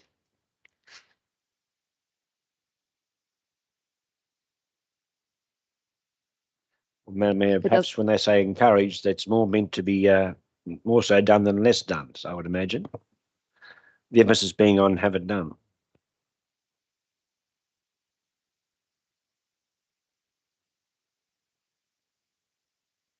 Councillor Bain? Oh, yeah. Thank you, Madam Mayor. Again, I'm happy to wait for other people to ask questions, but I have a series of amendments that I would like to propose. Just letting that happen. We'll go to Councillor Coburn and then Councillor White. Thank you, Madam Mayor. I think that 3.22, I would encourage, I certainly think that if any of us do attend conferences, particularly if we're the only councillor attending, that the sharing of information and knowledge is very important, because you're going as a councillor, so you are representing the council. Now, writing a report can be something like, I attended the conference, it was great. The report writing is up to the individual to write. But I believe if there is information that has been given at any of those meetings that a councillor believes it should be shared with the rest of the group, then it's an important aspect of our role.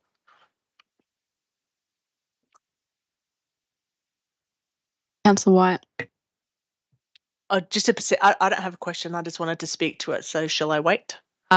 I'd wait, as Yeah. I think Councillor Bain has some amendments. So we'll take speeches after we've dealt with Councillor Bain's amendments. Do we have any further questions before Councillor Bain moves into his series of amendments? Right, Councillor Bain. Thanks, Madam Mayor. Just procedurally, would it be better for us to go into committee of the whole to do this, or would you be happy for us to deal with one amendment at a time in series? We'll go into a committee. Can we have a motion to go into committee? Councillor Bain, seconded Councillor Selby. Is there any dissent? There is no dissent. We're now in committee. Councillor Bain. Okay, so the first one I would like to address is 3.13, B. And I believe that I'll just read it. 3.13B is that it's referring to if a councillor moves a notice of motion for expenditure of funds other than those already provided in the current adopted operational plan, then B allows written notice sent to all councillors with the business papers for the meeting to defer consideration of the matter to such a date specified in the notice pending the preparation of a report.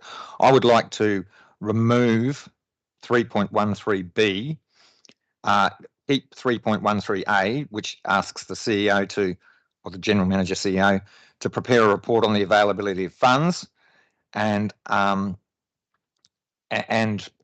obviously the CEO GM is going to put their, if I put up a notice of motion, there's an opportunity for the CEO to write to include their report. Now, I believe that if, for example, we as council decide to do something that the CEO clearly says in their report, no, this is not a great idea, then we're not following our rules under the Local Government Act. I think this is superfluous. It's only ever been done once in the history of it being in the Code of Meeting Practice, and I don't think it's appropriate. I think it's appropriate that we as councillors make the decision. We are the governing body. We are the strategic leaders of the council, so it's up to us. And if we put it up and there's not approval by the CEO, then we consider that when we're making our decision. And if an abundance of insanity, we were to pass a motion that the CEO said was not good for the overall benefit of the council, then we would have to have a series of work. Then we would have to create a workshop to say, well, where's the money going to come from? I don't think it's good, transparent governance for the CEO to be able to defer a notice of motion from an elected member. That's the first point. Let's have a chat about that. Is there any questions or any comments or speeches regarding that? Councillor Pakes. I suppose I'm just seeking clarity from acting CEO. So currently, you can, if we can't find expenditure in the current budget, you can defer it. What if the case is that a report is prepared and what you're proposing is that a report can be prepared by the CEO to fund it, as opposed to deferring it? So the action is decided, and the CEO finds the funding opportunities for it, and then that's brought back to council. Mr. Jackson. Yeah, through you, Madam Mayor. I guess we're getting into the area where essentially there's some overlap into 9.10 and 10.9. So in 9.10, if a mayoral minute calls for expenditure, and that expenditure, that if adopted would require expenditure of funds that can't be identified, then if the General Manager is unable to identify a funding source in time for the meeting, then the council must defer consideration of the matter. That doesn't mean that the council don't get the report. It means that they agree that it is unfunded and can be funded and needs to be funded, so they can instruct the council to actually fund that item. And I think there's a similar clause 10.9 which would say the same. So effectively this there is a mechanism, and it's not the General Manager who is deferring the report, it's actually the council deferring it, because obviously you shouldn't be adopting measures if you have no known way to fund it. So while the General Manager will attempt to find a way to fund that or suggest budgetary ideas for you, if you then determine through the advice given and through your own debate that you're unable to find a funding source, but you still wish to pursue that as council's direction and strategic aim, then the council elect to defer that measure. So yes, we could certainly delete the item B under 3.13 because it really is covered here, where the responsibility very much rests with council to be responsible rather than making the General Manager do that task. Councillor Bain. Thank you, Madam Mayor. Yeah, 10.9 and 9.10 are also, I would be proposing an amendment to replace that council must defer to council may defer. So that may then impact on how people perceive 3.13B. Mr. Jackson. I guess just pointing out there that if you do change that from must to may, you're then opening yourselves up to actually adopt policies and measures which have budget implications that are unfunded. So if that is how council, that is problematic, I guess, for council. Councillor Matchett and then Councillor Wyatt.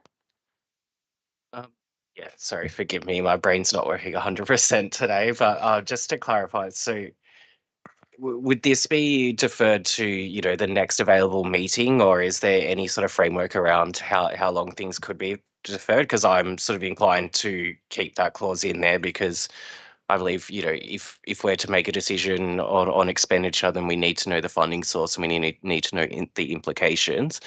And perhaps based on when the NOM is submitted, maybe there's not enough time for the CEO to prepare that information. So for me, as long as it's within a reasonable time frame, I feel like that's an appropriate measure. Sorry, that's Mr. a question Jackson. and a statement, sorry. No, I would, yeah, through you, Madam Mayor. I believe it would be at council's discretion. So obviously the general manager would provide advice as to how long they felt they would need to get such a report together. But obviously council in their resolution could say to which meeting of council that they expected that report to come. Councillor Wyatt. I just wanted to ask a clarification question by way of a scenario. So if that clause is out, and let's say, for example, I bring a notice of motion for something that requires $250,000 worth of expenditure, $500,000 even, or 10,000. Does that mean that I have to identify the source of that funding straight up? Mr. Jackson. Through you, Madam Mayor. The general manager will assist in attempting to identify various sources of funding. So obviously, if you come with a proposal to say, let's not do this and do this instead, that's one thing, but obviously those opportunities are quite rare. So in the first instance, we would attempt to assist you to find a funding source and possibly several funding sources, depending on the amount of money involved, and then sort of make known whatever compromises are involved in doing that. And that would be the sort of general manager's comment on the report, or advice given to you so that you could put it into the report and we could concur that that is the advice we've given you. Because I agree with the intent is that every notice of motion that a councillor puts up, if it's within the time frame, should be put up there. And then if I put up something that's asking for $500,000 and that is clearly not available, well, then we should all, except for me putting it up, I guess, dissent on that. Is that too simplistic a thinking? Because I do agree that every notice of motion should be put up. I agree. I think in my comments to this one, which is in our workshops, I was more inclined to not sort of identify outright $500,000, but look at what the impact is on financial sustainability, what the impact is on all of the IPNR documents.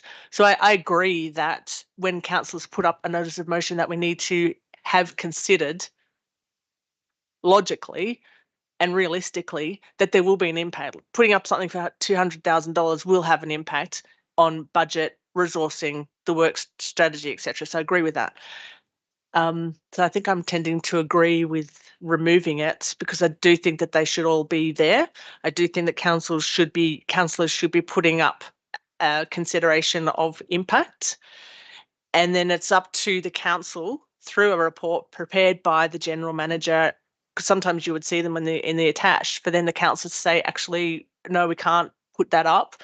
And at least that notice of motion stays there that someone can pick up sometime in the future, 5 years, couple of years in the future. So it's on the public record. So that's why I'm agreeing with that. If that's my correct interpretation. Mr. Jackson.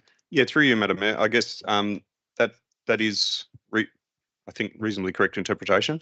I just say, when you said councillors could dissent, I guess with that first motion, if it went up and for whatever reason it was currently unfunded, your colleagues as council could determine that they don't want to pursue that. So it could be put down without the extra work of actually deferring it and getting budget, etc. Just purely at a strategic level, your colleagues disagree. So that would rule that out. Or they could defer it, which is the words used here, to say, please find a budget, let's discuss it further and consider it at a future meeting. So there's outcomes there. So yes, certainly having 10.9 and 9.10, which is if the mayor puts up a motion, both of those do allow that. And I think there's a mechanism in there for council to consider the NOM in the first instance and then determine if they want to proceed. And if they want to proceed and it's unbudgeted, to instruct to essentially come back with budget options and impacts, if that's not able to be done by the time the report goes up in the first place and is considered. Thank you. I think when I think of this clause and why it would need to be in there, I think of more when you go to that nth degree, like what if a councillor brought up a notice of motion that was to spend millions of dollars to build a building? I think that's the instance where I would worry about having the ability to bring something like that up without bigger context. Unfortunately, we've seen this clause used differently, but I think it is best practice, and I just don't foresee. I think it is a good safety clause if something like that was to happen. But Councillor Selby. Yeah, through you, Madam Mayor. What happens with this if we come up with a NOM that's going to self-fund itself? If it wasn't to expend funding, then the NOM would just go up. If it was self-funding, it's only if it needs to expend funds, from my understanding. Yeah, but great question. Do we have any further thoughts on this in terms of leaving it in or taking it out? Councillor Bain? Yeah, I'm not sure if whether it is best practice. It is an optional. It's an optional clause in the Office of Local in the Model Code of Meeting Practice.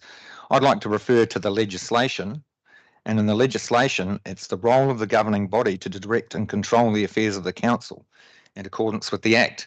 Now, if, for example, we as the governing body, the elected members, were to push through a notice of motion against the strong advice of the CEO, then we would be putting ourselves at risk.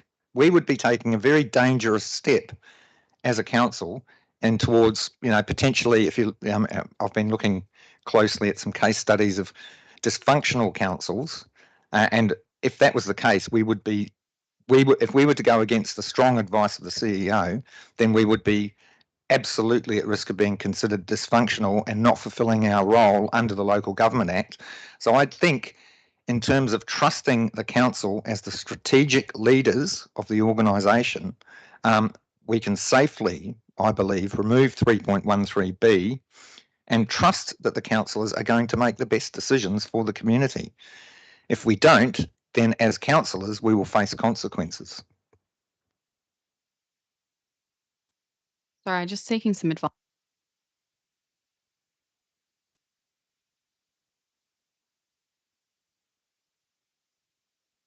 Do you mind if we, councillors, we just get an indicative consensus of our position as a council on this particular amendment? So if you are for removing 3.13b, please raise your hand. Yep, that's 6. So we'll take that as that's where we sit as a council on this. So we'll now move to your next amendment, Councillor Bain. It's not minuted at the moment because it's in committee. We're still in committee of the whole. So my next amendment would be, again, looking at 3.22, which Councillor Saul referred to earlier, where Councillor Saul's point was to remove it. My point would be to strengthen it and replace encourage with require. I believe a councillor are attending events representing council, whether that be Bushfire Management Committee. I provide delegates reports for that. There is no cost to council of me doing that, but I think it's important that if I attend something representing council, and I don't mean we don't need to write a report on the small the business awards on Saturday night. That's a social function, right? So, but if we're dealing with matters that are of weight, so on a committee, or as Councillor White and I have done, and submitting a report on the training. Absolutely, the training. That's, I'll talk about it later, but $3.5 grand each. We have to be accountable for what our learning is. And I find, having been on a number of committees and writing reports, that it's actually really good for me to do that, because it consolidates the learning and the priorities, and it helps me to inform my colleagues and the community about what the core issues are and what I've been doing with my time.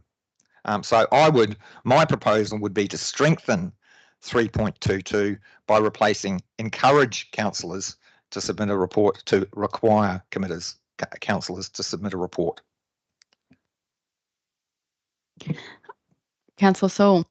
Madam Mayor, a question on that remark then. Well, normally if councillors and the mayor attend a function, the mayor reports to council, and whereas on a situation, unless I have the wrong interpretation, that would mean if 3 or 4 councillors attend the same function, as in the business rewards, it'd be 3 or 4 reports coming to council. So again, I mean, it's interpretation we're talking about here. I think the mayor writing a report still stands within the code still. Yeah. It is in section 3.21. Yeah, 3.21, just above that. I guess there's also, if we are requiring councillors to write a report, there's just some points of clarity around how long you would have to write a report. If you have limited time, what is that the best use of it? And what if you're going to something and council isn't paying you to go? You've alluded to spending $3,500 on professional development. That's fine, but as mayor, I'm invited to lots of different stuff, and that's like an onerous on me sometimes to attend that. I'm happy to attend. I enjoy attending, but writing a report, if I'm attending functions 7 days a week, which I often am, and then having to write reports on that's completely untenable for me. I already have enough duties as mayor, and writing delegates' reports is not something I'm amenable to I think require. I do write reports on things like country mayors, on things where I'm sent away and there's things to talk about, but and I'm happy to do that. I'm happy to bring that back, but it being a requirement, I think, is too prescriptive, and I think there's too many things that you go to for that word to be needed. Councillor Bain. Yeah, it's pretty clear in here. It's not every single event you attend. It's conferences, seminars, and meetings of external committees. It's quite clear. So if I'm going along as a council, and I'll again use the Bushfire Management Committee as an example, I believe that as a delegate on that, I should be writing a report. And I think if you are going to put your hand up to go on committees or step into a role where there's a significant function, okay, I understand what you're saying, Madam Mayor, that you go to lots and lots of events, and but a report can be as simple as half a dozen dot points, or as Councillor Coburn said earlier, I went to this and this was a key learning, or this was it was a waste of time, or it was extremely valuable, or whatever. But some sort of feedback about what we're doing. It doesn't have to be an onerous task. It doesn't have to be a 20-page report, but just some dot points, just some key things that can come to council, and we either put them through by items by exception, but my preference is that they go through as a notice of motion, and that they are discussed openly and transparently. And you would have to, as in your mayoral role, you would have to make some calls of judgment whether this is weighty enough, an important enough matter to write a report on, or whether you can include a report from, say, a local government New South Wales report. You know, there's ways and means, but I think we should be accountable for how we're spending our time as councillors. And Councillor Selby. Yeah, just on that, through you, Madam Mayor. I'm on two committees, the Australia Day Committee and the Traffic Committee. And we've received the minutes from both of them through council anyway. So it's not much point in me writing a report on that because we've already got it through the committees. Just a thought. No, I think you make a point there. Councillor Peggs. Sorry, Councillor Coburn, I'll come back to you, and then Councillor White and Councillor Peggs. Yeah, look, I just want to say something that you alluded to, Madam Mayor, and that's the fact that attending conferences and seminars, I pay for a lot of things out of my own pocket because that's my personal choice. There may be aspects of the learning that I have that I think would be valuable to councils, but that's purely my opinion. And I think all of us have our own unique interest areas within the operations of council, and we may choose to attend different webinars, conferences, because that's our personal interest. So I think possibly the clarification around that should be that it's when you're attending and council is actually paying for your attendance. I think that's a completely different thing to me deciding I want to learn about something and I do it off my own accord. Councillor Wyatt, did you have a point? I support the amendments for accountability and the expenditure of funds and the shared learning. I think there are two parts to this. One is all the ones that you attend and the ones that you don't, that you attend that we don't pay for.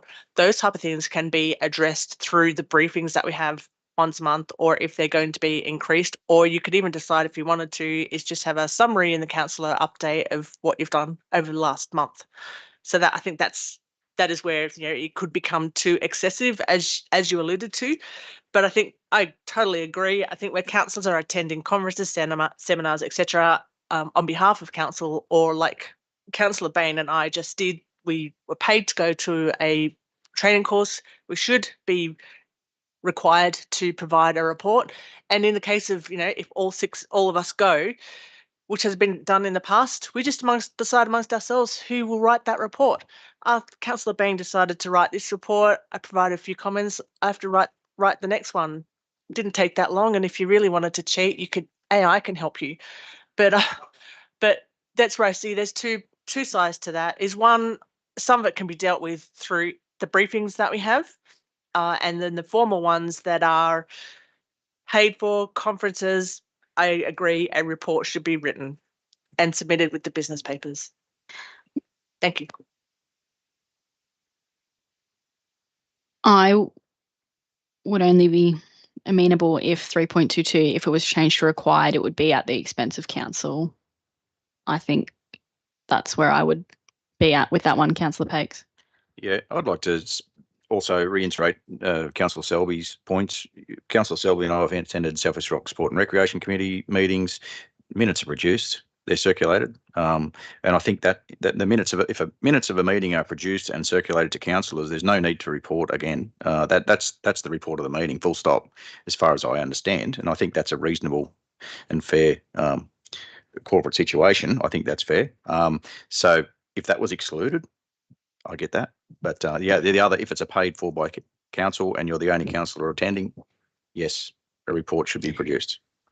Yes, and I think also noting that some people in this room still have to work pretty intense or pretty much full-time jobs to support themselves, and writing a report above and beyond some of those things is an extra task on top of that as well. Yes, Councillor Bain. Yeah, thank you. Just a couple. So when you go to the sport and rec meeting, are you there as a representative of council? Yep. Nominated 355. And that's an external committee. Is the Australia Day committee is that an external committee? No. So that wouldn't count. The traffic committee, is that an external? That is an external committee. The Mid North Coast Arts Committee would be an external. part of council. Yeah. But they produce their own annual report, and it effectively functions as a board. So for him to, like, for Councillor Lawrence to match it, to produce a report on that is kind of, it is redundant. Okay, I'll withdraw that one then. Because that sounds like it's too much work for people to be. Maybe they shouldn't put their hands up for committees. Then I don't know. If you can't write a report, maybe you shouldn't put your hand up for a committee. I'm not sure. Councillor Coburn. And my only comment is just around the fact you allude to people that work full time, and I appreciate that. But I believe when you become a councillor, you go into this with a clear understanding of the responsibility and the civic duty that you're taking on board. And I believe that if you don't go into these things with your eyes wide open, well aware of what that commitment is, then I don't want to end that sentence, to be honest. No, I will note that we are in a state where councillors and mayors are not remunerated to the same extent as other states, and the role of then the expectations of what we have and our interpretations of the Act and what we're designed to do is probably different between all of us. But I will stand very vocally on the fact that I do not believe, for the expectations put on me, that I am remunerated properly, and that I will not stop working with the expectation. Hands up if you would be happy for the wording to be changed in 3.22 from councillors are encouraged to councillors are required. 3, 4. All right. So that was 5-4. So that one is will be lost. Thank you, colleagues. What is your next amendment, Councillor Bain? The next amendment would be around 4.1, which reads at the moment. Give me a moment. Council may hold a public forum prior to each ordinary meeting for the purpose of hearing oral submissions from members of the public on items of business to be considered at the meeting. I would just ask that we remove that it's be items considered at the meeting, because I believe the feeling of the workshops and the where we reached was that we were going to support that people could speak at public forums on non-agenda items. That was my understanding. Councillors, what are our feelings on non-agenda items being able to be spoken about at public forums? Councillor Saul? Madam Mayor, this has been tried many, many years ago, and it wasn't a success. There is, of course, pressure on to do so again, but I'll be very cautious in doing so. Is there a limit in your amendment on how many non-agenda items can be spoken about? Respectfully, Madam Mayor, that is an operational matter, not a strategic matter is that we do it. How it gets done is up to the staff to prepare a report for.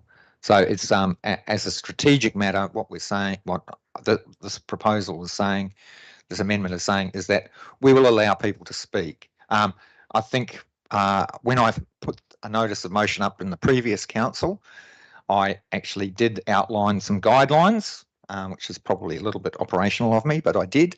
I've learned a bit since then. It was passed by council, and then according to some information that was not available during debate, but after the debate, it then became a rescission motion, because the argument was that, well, it'll all be changed come October anyway. So, you know, the new code of meeting practice was due to be debated in October, but then that got put off because of the Office of Local Government's review, and so now we're in July, October, November, December, 9-10 months later.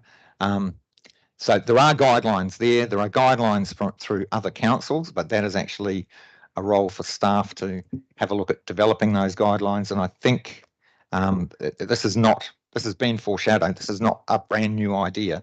So I believe that some research may have been done. Maybe staff could clarify that. Councillor Pakes.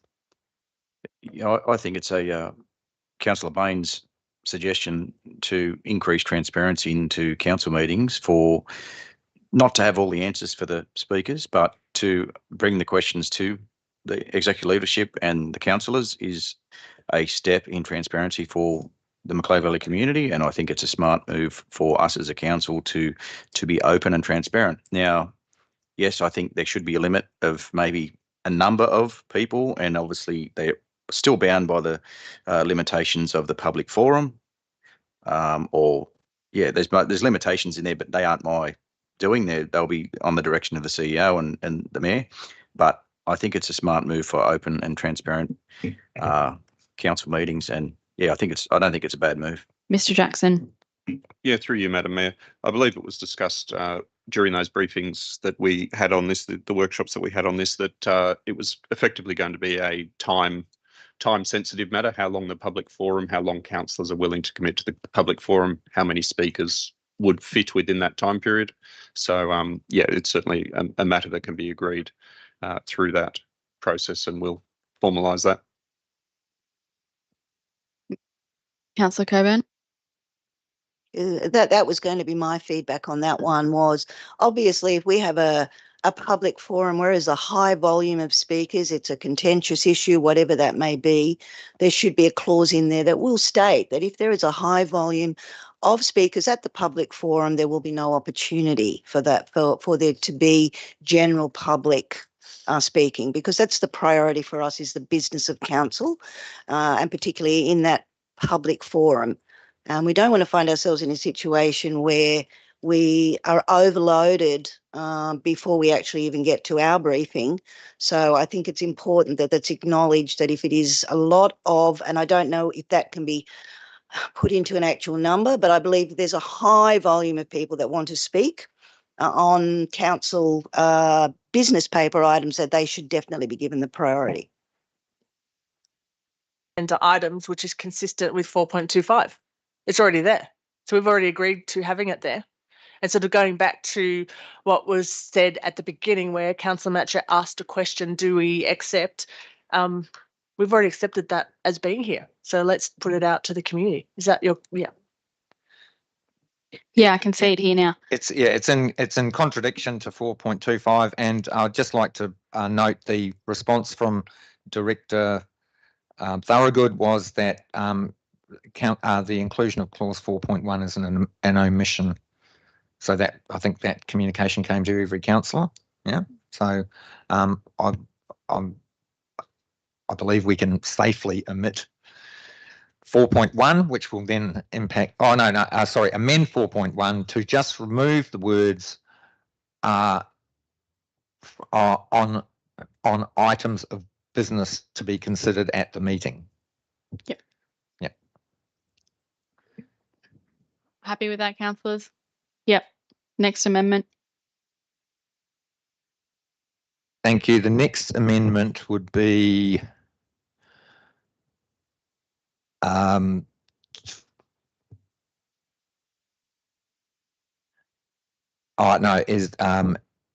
the 9.1, 9.10 and 10.9, which is around the mayor. The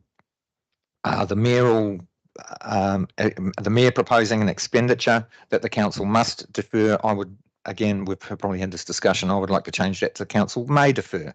Again, with that warning that if a council makes a decision that is clearly against the strong recommendation of the CEO, then the council is being, in terms of, yes, minister, is being very courageous, minister. So, yeah, I think we can.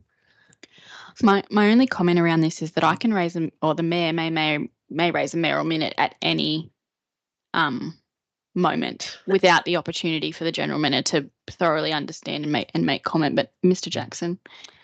Yeah, probably just a point to clarify, I guess, is that the recommendation of the general manager is not really the point of this. It's actually just whether or not it is fundable or not. So, you know, council are certainly empowered, and it is their role to provide the strategic direction. If that's a different direction to the view of the general manager or staff, as you say, it's courageous, but it's certainly your role. This is not a clause specifically about whether or not it's an idea that the general manager supports. It's solely a matter of, is it a funded idea? So if, as I say, if the mayor or the The matching clause 10.9 states that you want to do something and it's going to have a financial impact. It's purely if you don't understand the financial impact and we're not in a position to tell you the financial impact, you shouldn't. You should defer it until such time, and you can say how quickly you want that to come back. It can come back to the very next meeting, or even to an extraordinary meeting if it's that urgent. But it's simply if you don't understand the financial impacts of that strategic decision you're making, you should defer that. Must or may, but I would, my strong preference would be council may defer, and I would expect that they would defer if there was a significant impact on financial sustainability. Yeah, and my feedback is just that it's just the context of a mayoral minute versus a notice of motion is that I could say right now, I'd like to put up this mayoral minute and do this. And I think that is different to a notice of motion, which people have time to read and digest. I read this a bit differently. I read this that apart from the fact it can bring one from the floor, is that your relationship with the ELT, you would have these ideas already, and that it's very unlikely that a mayor would bring something that, they say, I want to expend $500,000. That's how I read that. I don't even see the need for this. To me, that's about relationships, and surely a mayor, unless there was a breakdown in relationships or something else going on, wouldn't bring a mayoral minute straight from the floor or even prior to say, I want to spend $500,000 on this. That to me is about, I can't see you ever doing that. But that's how it reads to me. Stranger things have happened. Well, then I say made. Well, for me, when we're doing these codes, these are about no matter what our situation is now, in 2-3 years, you don't know what could happen or how things could go. And it is a safeguard to protect the organisation from people doing certain things. But there's obviously different interpretations in the room. Councillor Bain. Any new council will have to go through this process again. Okay, so every new council develops their own code of meeting practice. Hopefully earlier than we've had the opportunity to. It is, as was indicated by the previous general manager, that it should. The plan was that it would be held early in October, after council's elected in September. So it should be. And look, I've looked at outcomes in Snowy Monaro, and I've looked at Wingecarribee, and I've looked at councils that have been experiencing dysfunction, and I think in terms of, absolutely always there's room for relationships and work, the way we work together to improve, but this is definitely a long way from a dysfunctional council. This clause is there to manage the risk of a dysfunctional council. I think it shows it demonstrates maybe a lack of trust in the mayor and a lack of trust in the councillors, but I'm happy to leave it in there. It's like it's not a hill I want to die on. Do we just want to vote on this one and just see where we're at? Yeah, must or may. If you would like to change it to may, please raise your hand. That's 5. All right. We'll move to the next one. Yep. Lucky last, this one. It is, give me a second, please. It is 15.14, which is I believe is a supplementary motion. It's not included as an option in the, in the model code of meeting practice. Give me 1 second to get it up. Oh, actually. This is regarding expulsion of meetings. Expulsion of meetings. From meetings, sorry. 15.4 is, no, it's actually is in the model code of meeting practice, so we can't remove it anyway. So that's gone. Forget it. All right. I'm finished. All right, amazing. So did we get... So just to clarify, 9.10 was the same as 10.9. So both of them are now going to have may instead of must. So we've got 3.2, deleting 3.13b, which was the paragraph there, striking the items of business to be considered at the meeting in 4.1 and replacing must with may in 9.10 and 10.9.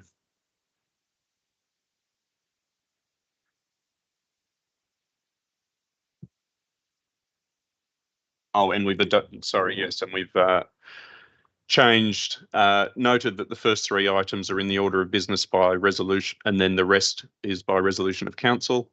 And is that everything? 14.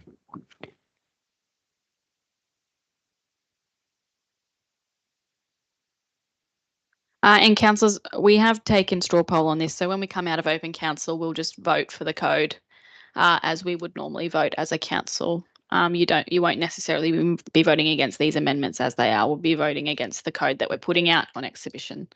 Councillor Wyatt? Okay. Then I just have a question then and a discussion then. I was just going to talk about it and let it go to the keeper, because that's what we kind of decided in our workshops. However, I will bring it up again, and that's just when a public speaker is addressing an issue on a business item, and they often ask just a clarification question, and we've said that they can't do that. I think a quick Q&A can alleviate a lot of angst and miss and can soothe sometimes an inflamed issue. And I just sort of want to explore a bit more the thinking of why that is not endorsed. So if someone wants to ask a question, is a very simple question that requires a simple answer, I don't see why that can't be included, but I would just seek some explanation or discussion from ELT why that was not. Mr. Jackson. Essentially, as you've suggested, there is the opportunity. It is possible that a clarification could be given, but this code has really been written on the basis that there is history of people really hitting council staff and councillors with questions that are not acceptable, and also are designed to, put a point across in a way that is untrue or misleading to the community. So it's very much a protection for council. We have had instances in the past where the general manager has elected to make a statement or clarify or provide information at the end after councillors have had a chance to speak with the to ask questions or provide comment on the matter. So it is possible to make those clarifications, but it's also a very risky thing, and it has been very misused by people in the past. And unfortunately, and the minister, the mayor and I have heard the minister say sort of similar versions of this speech many times. Unfortunately, this code is set up for some of the worst cases, and if we don't have those people acting in that way at the moment, we're very lucky. But there will come a time where somebody will weaponise the code and use every opportunity to bring council into disrepute. I can appreciate that, and I can understand that. I guess through maybe some informal discussions that we have and that ELT has with some of the speakers afterwards, that some of those questions can be dealt with in the meeting the following day, because that's a risk management to protect council staff and to maintain integrity. That's a risk management point of view, but it's kind of like it's stereotyping everybody, but I get it. But as long as, there is an opportunity for those people to have a discussion maybe afterwards and ask clarification questions that can be then addressed in the business the next time. And I can sort of specifically think of some questions that Fred Andrews was asking about that 109 lot development. I can't think specifically off the top of my head, but they were clarity questions. So thanks for that. I'm okay with that. Councillor Bain. Yeah, I have concerns about I think the purpose of the public forum is to give an individual 5 minutes to present their point of view. I support what Mr. Jackson said, that questions can be used, weaponised, and questions can imply staff wrongdoing or imply lack of integrity and effectiveness. So I think it is a dangerous place to go. I don't think the public forum is the place for questions. I'd note that Mr. Kay last night spoke about, that there isn't the opportunity to ask questions. There is the opportunity to ask questions. You can put questions through either through a councillor through the portal, or you can go to our community service centre and ask a question. And if you do that, I recommend that you get a customer reference number, as I always bang on about. But yeah, I would not support allowing the members of a public forum to ask questions of councillors or staff. I'm in agreement with you, Councillor Bain. Councillor Pakes. I may offer a different perspective on this, in that our organisation is clogged up with these questions. It's a very slow process for the community to receive the outcomes they want. And I'll probably throw to my experiences during the flood. Now, you've seen Director Reeves give amazing answers to questions. We've got some superpowers here that can explain and communicate very effectively. Our ELT are very good communicators, and they may actually having some sort of access to questions to be answered by ELT may actually alleviate a lot of the time that's being spent in the background of the customer first space in triaging the questions, getting to the people, and then the person not having the answer, and then it going forward. So I see it as an efficiency option. I don't know what the exact answer is, and maybe not for this forum, but I absolutely think that we have some very good communicators who know their topics, who know what the issues are, and can provide an answer. And it mightn't be what you want to hear, but it's that you've heard it, and you've been listened to for the question, but two, you've been responded to. And half the time the problem is the response takes so long that people's they build up, and they don't often respond to you in the first instance like they would a few weeks later when they haven't been responded to. So yeah, I take my hats off. It's another commendation to the ELT's ability to communicate. Use it. It's a good thing. The community wants the information. Use it. I agree with you on ELT knowing lots of stuff and being excellent communicators. I just don't think that questions are necessarily the best vehicle for disseminating information in a large and broader sense.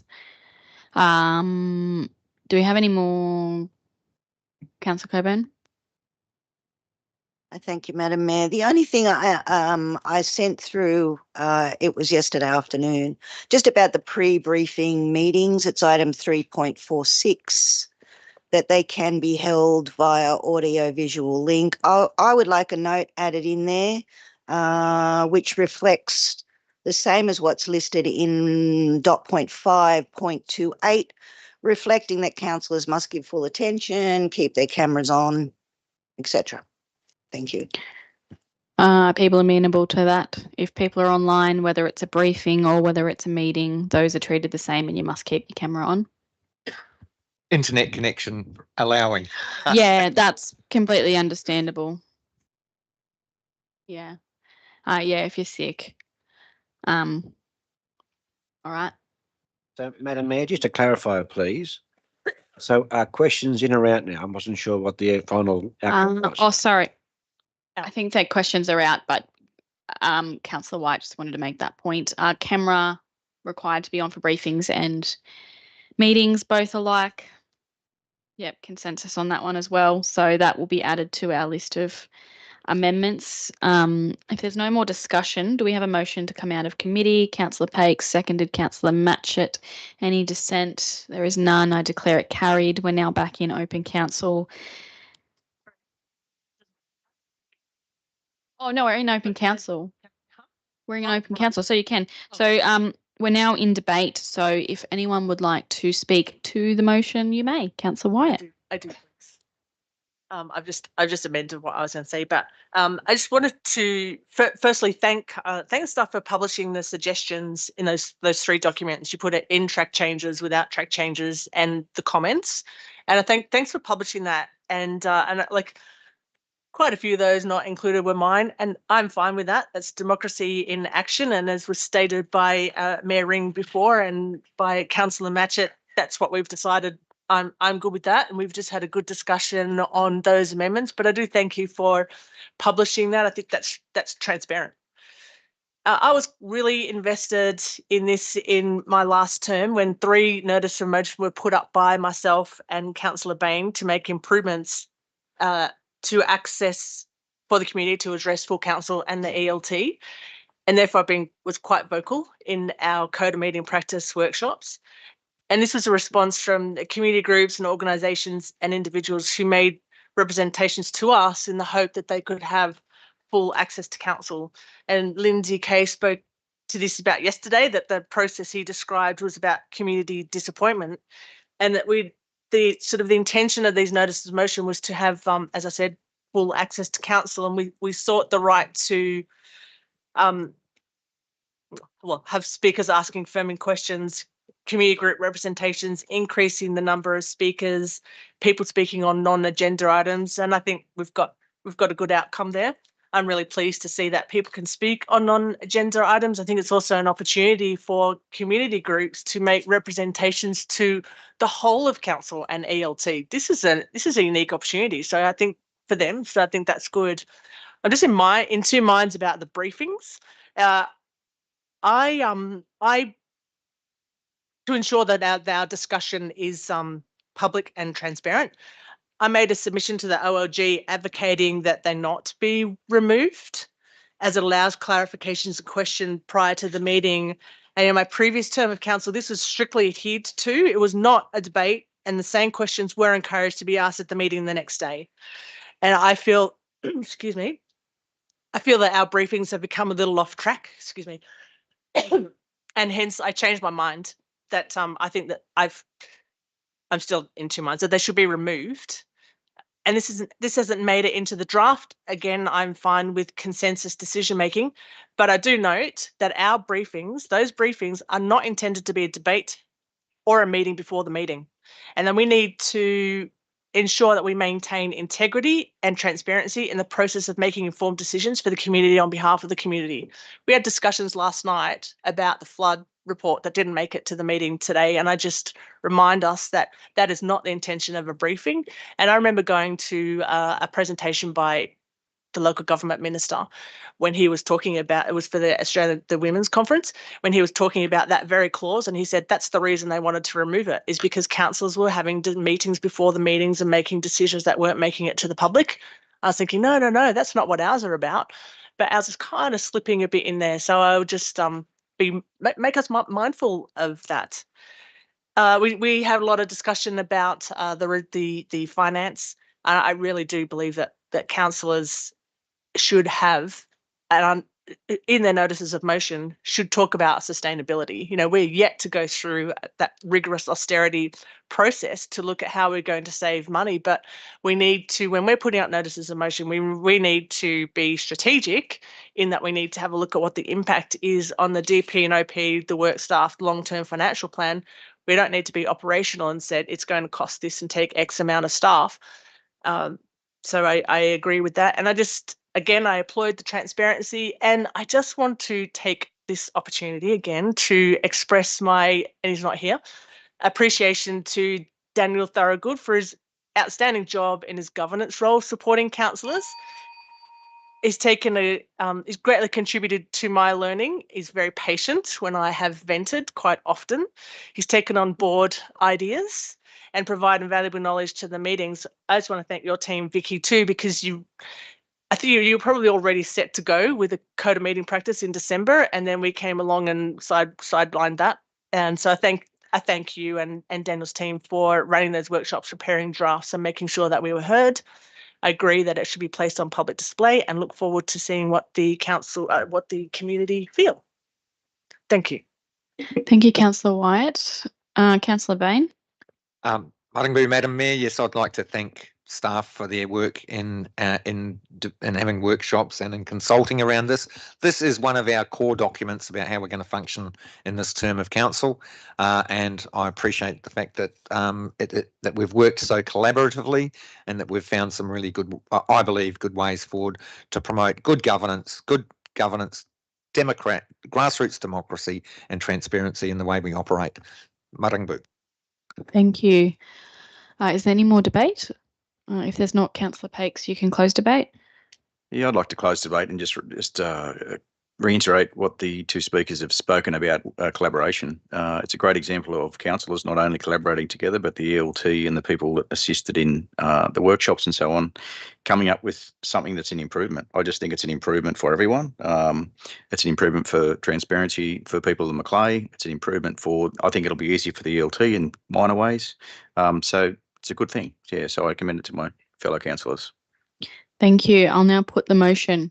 Is there any dissent? There is none. I declare it carried. We'll now move to item 11.1, which is notice of motion rates and fees policy, which was Councillor Wyatt. So you'll move. Does it have a seconder? Councillor Coburn, Councillor Wyatt, would you like to open debate? Thank you. I'm seeking a clearer and more transparent information about the methodology used by council to determine rates and other fees shown on the entire rates notices. My expectations are simple and community focused. First, that we must provide clear and accessible information to our community to increase understanding and awareness of the rates and fees that appear on their annual rates notice, and that we must improve transparency about that methodology used to determine those rates and fees.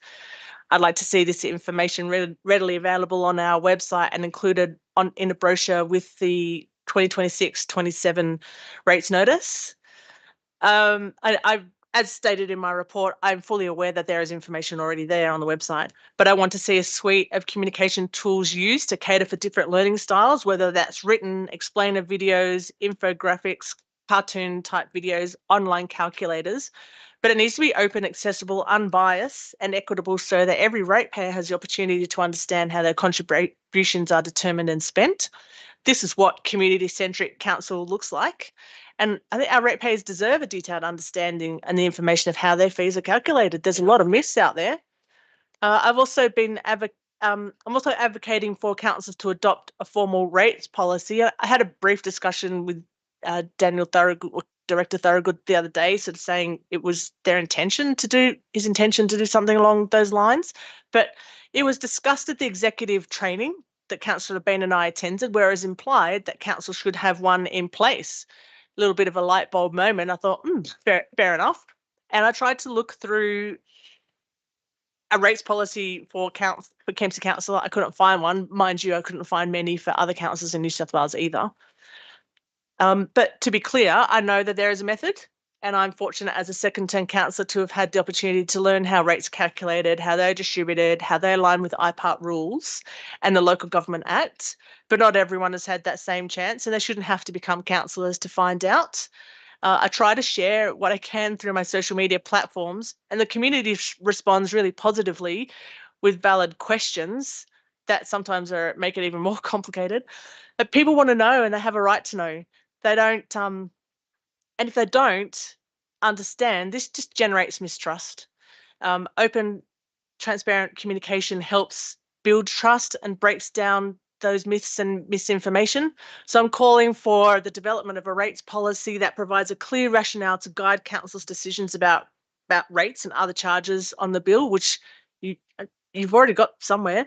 Offers guidance for setting equitable rates and charges, applies social justice principles in that methodology, and ensures transparency to the community in how those charges are set. I mean, I can't say it better than what the public speaker Mark did in his presentation yesterday, and I thank him for taking the time to articulate this so clearly and being a really good advocate for the residents and for the ratepayers. So I'm just saying, let's get this done. Let's write a rates policy. Let's improve the information we provide to the community, and let's show what genuine transparency looks like in setting the rates. Thank you. Do we have any questions on this notice of motion, Councillor Saul? Thank you, Madam Mayor. My question is to the acting GM. Can you make comment, please, on the especially part 3? Mr. Jackson. Yeah, through you, Madam Mayor. It's unfortunate Mr. Thorogood is not here, but I believe there are documents which essentially do the same thing as a rates and fees policy, but as Councillor Wyatt has correctly identified, they're difficult to find and potentially aren't as clear as they could be. So effectively we'll be looking at making sure that those documents are either reformatted or renamed appropriately and brought back to council to address that matter. But yeah.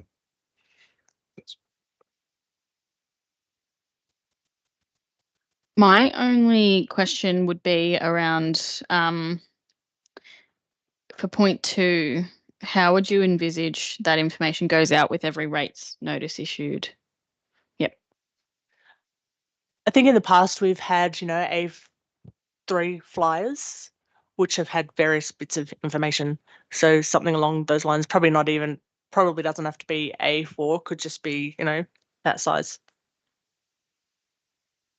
Councillor Saul? Thank you, Madam Mayor. Now, another follow-up question, if I may, please. Now, how much extra cost in the matter of printing and mailing would the extra information cost council? In time and in staff time and in material? Ms Davies? Through you, Madam Mayor, Councillor Saul, as Councillor Wyatt suggested, we have previously provided similar brochures when we have dispatch rates notices. I would have to go back to confirm the exact cost of printing, but my recollection is it's in the order of around $3,500 plus obviously the staff time to compile that information, design the brochure, etc. It is something that we have done. I would also add, I guess, that we have moved away from that approach more recently, based on feedback that we were receiving that people weren't necessarily reading that content, and that perhaps we would receive better value in promoting that information through things like our website, social media, columns that we do in, you know, the newspaper, etc. But it is doable. Thank you. Councillor Paix and Councillor Coburn. I may have, through you, Madam Mayor, I may have jumped in front of Councillor Coburn if you'd like to. Councillor Coburn. Thank you, Madam Mayor. I asked a question, I believe it was through the councillor portal actually.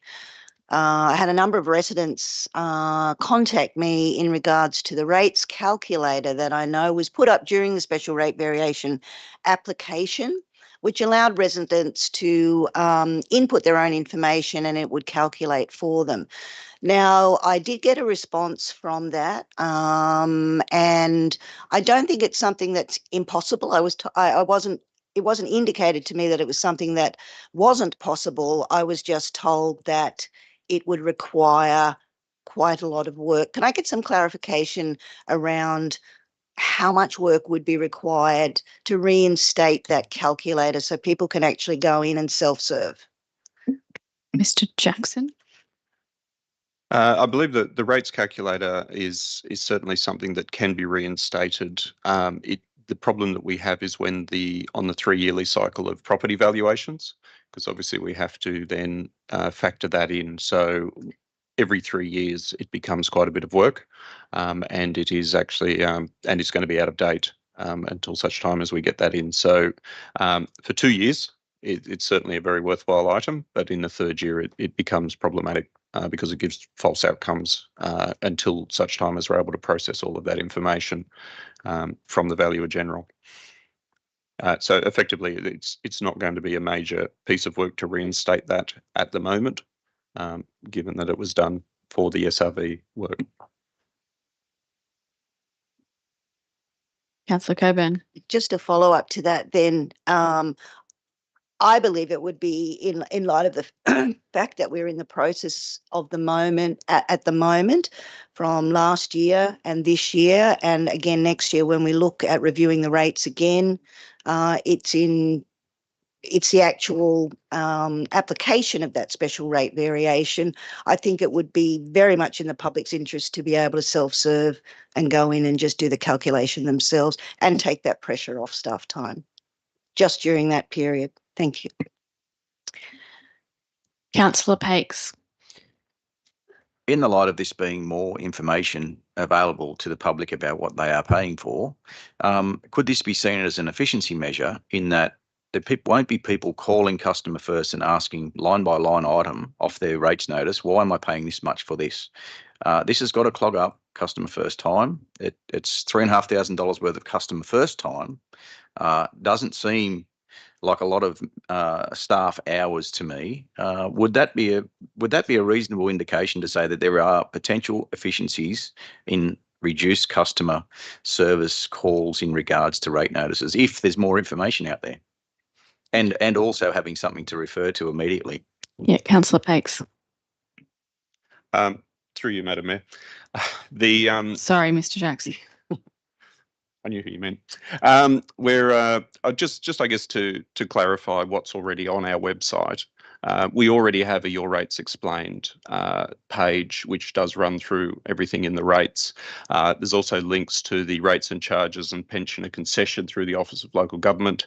There's a how to read your rates notice and your water meter. And there's also how does council spend my rates, and a rate land values example set up as well. So we have all of this information already up there, and still it is unclear, not sufficient, not enough, and not I believe it's declared witchcraft by our speaker last night. So yeah, we've got a lot of information up there. It's a complex topic and it does confuse people. We will continue to work through to try and simplify the topic as much as possible. But whilst ever people still believe it has an element of witchcraft in it, it's obviously still something that the public don't feel there is enough information, or possibly there's too much information and somehow we need to narrow it down to that, one side of an A5 sheet of paper, which, we've currently got four whole websites dedicated to this, web pages, but there's not enough information apparently. So we'll need to work on clarifying this, simplifying it, and trying to make it as understandable as possible. Thank you, Mr. Jackson. Is there any more questions on this notice of motion? Question? Yeah, I suppose then my question goes back to data and how much data has come through Customer First in regards to questioning on rate notices. I know it's maybe not an answer I'll get today, but if there is a large volume, if there is a medium volume or low volume, that may indicate that what we're putting out isn't what's being going through the community, and maybe it needs to change. So yeah, and I'd put my business hat on and say, if someone has a query on an invoice, which is very rare because I put all the I always over inform. It's better to over inform and have all the detail rather than. Ms. Davies.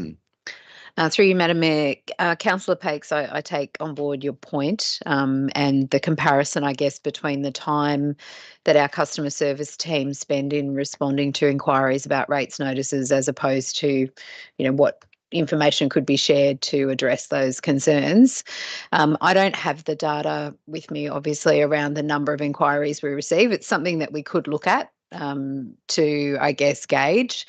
If you're comparing to the development of the brochure or additional information on the website, thousands of dollars that would go into something like that that's a lot of calls.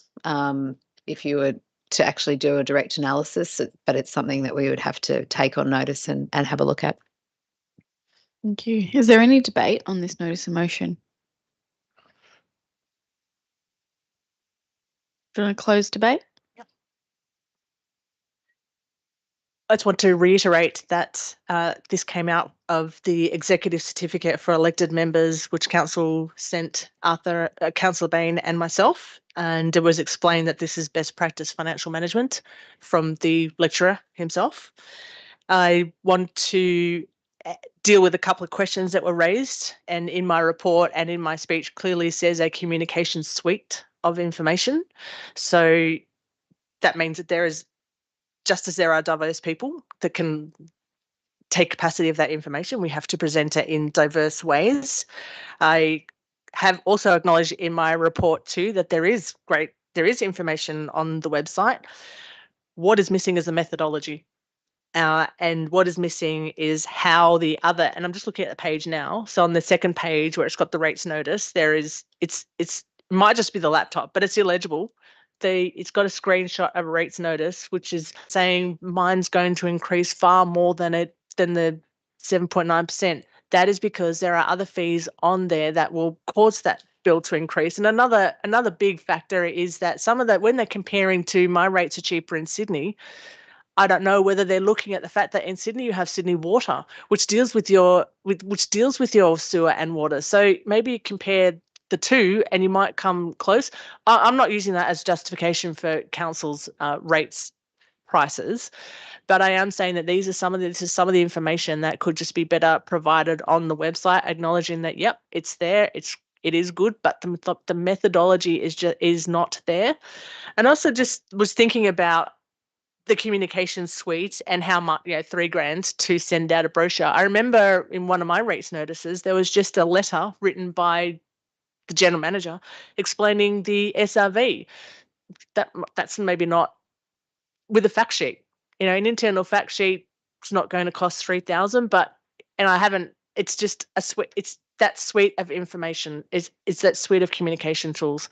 So I just summarise by saying, this has come from that training course, which said that having rates policy is best practice. And from the community feedback that I've heard time and time again when I've tried to put our information out there is we don't understand how the rates are calculated. That's why I'm asking for a rates policy. Thank you. Thank you, Councillor Wyatt. I'll now put the motion. Is there any dissent? There is one. I declare it carried. We'll now move to item 11.2, which is the Delegates Report, Executive Certificate for Elected Members. Councillor Bain moving, seconded.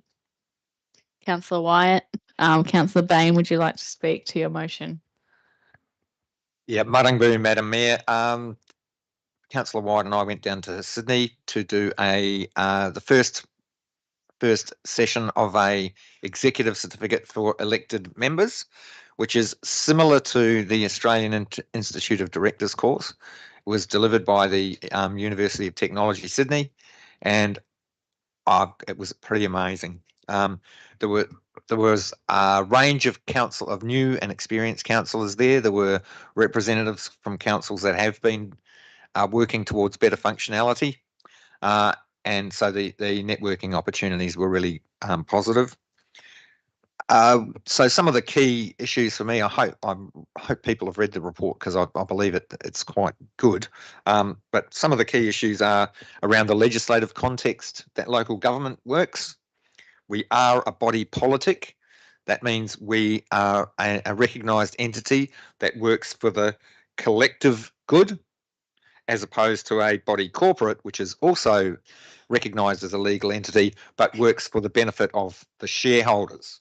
So we actually have a very different frame of reference than a body corporate does. That the ongoing issue across many councils is the tension between what is strategic decision making and what is operational. Sometimes there's a lack of clarity in that, and that creates stress and frustration for both councillors and staff when people don't recognise when they step out of their lane, as it were. There were some very interesting case studies, and I could point people to the Office of Local Government website where you can jump on and you can have it if you've got any time. That is, like, you can look at some of the inquiries and the impacts of some councils going into administration. A classic example was Wingecarribee, and it's a great example of councillors stepping into operational matters when the mayor held a workshop telling people how to fix potholes properly, and didn't recognise that was stepping into an operational space. You can imagine how the engineers and the people that are experts in infrastructure felt to have an unqualified elected member telling them how to do their job. That's an example of when the elected member steps outside their lane and into operational matters. It's a very extreme example, and Wingecarribee had abuse and bullying and intimidation of staff, all sorts of things, and that's why they went into administration for such a long time. Ooh, lessons from the front line. The importance of the relationship between the CEO and the mayor as leaders of the governing, the mayor being the leader of the governing body, the CEO being the leader of the operational side. Community engagement. I love a quote from Einstein talking about community engagement, saying what can be counted doesn't always count, and not everything that can be counted counts.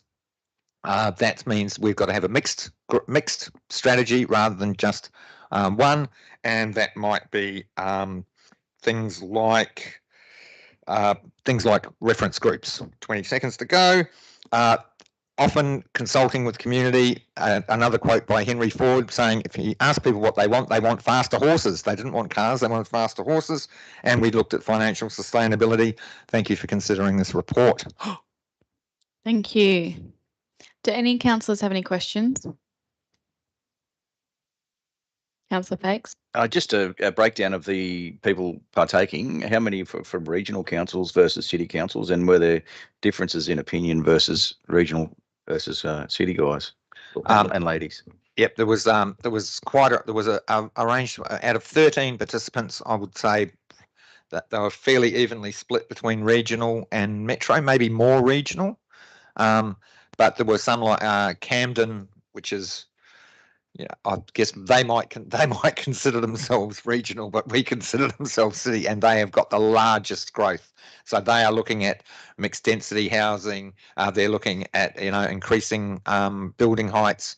They've got a huge burden to carry in terms of the state and federal government housing policies. So there was a really interesting range. Snowy Monaro had 3, the mayor and 2 councillors there.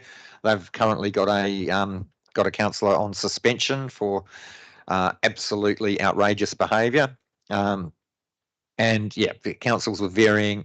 Some experienced councillors, but mostly new councillors. It was a very interesting bunch and very valuable input from the staff from the Office of Local Government and the University of Technology, Sydney. Thank you. Any more questions, councillors? Councillor Wyatt? Can I just speak to it? Thank you for preparing that report on our behalf, and I will do the next one, but I'm glad that I did the course. And I highly recommend it. I'm very grateful to have done it. It is really enlightening. One of the other things that was interesting was about the community consultation, the suite of different community consultation, and also the different levels of involvement from councillors in that public domain. But really good. Recommend it to other councillors to do during the term. Thank you. Would you like to close debate, Councillor Bain? Yep, that's fine. Thank you. Perfect. I'll now put the motion. Is there any dissent? There is none. I declare it carried. I now move to item 11.3, which is a country mayor's report by myself. I will move it. Do I have a seconder? Councillor Matchett. Country mayors is a really important advocacy piece for myself as mayor and for mayors all across regional Australia. There is a little bit of argy-bargy between country and city when it comes to policy, and I'd like to reflect on the fact that we were addressed by the Minister for Regional Health, and that just, I think, points to the differences that we face in terms of health, or just everything in the regions, and even Councillor Lawrence's, why do I keep doing that?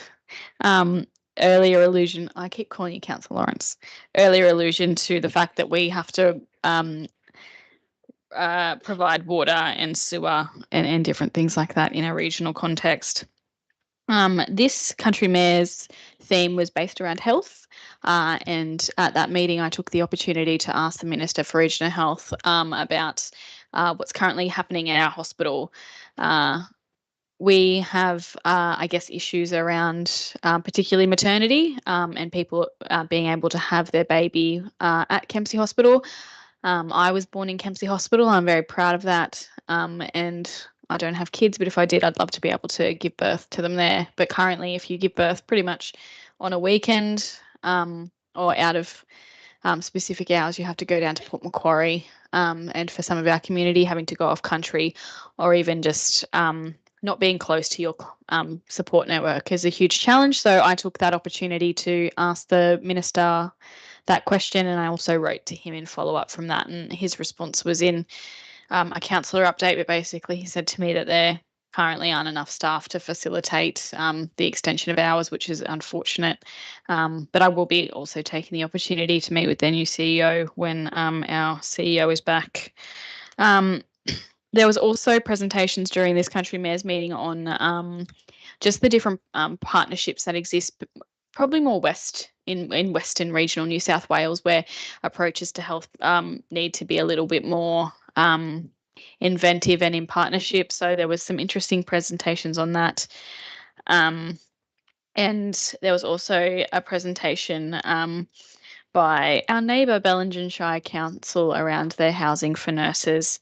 I do forward the minutes to people, I think. So, but really a great opportunity for advocacy. And I commend this report to my councillors. Does anyone have any questions? Councillor Wyatt? Thank you for the advocacy piece. And I know that that's about the maternity hospital, the maternity unit. That is a big worry. I mean, my daughter has birth trauma from not being able to have her child there, and she's very organised, and she had her whole birth plan wanted her to do this, and she ended up doing the worst possible outcome. And one of those was because she was so beside herself with stress that she was desperate to have her baby in Kempsey and couldn't. And so she ended up having a labour that was 48 hours long.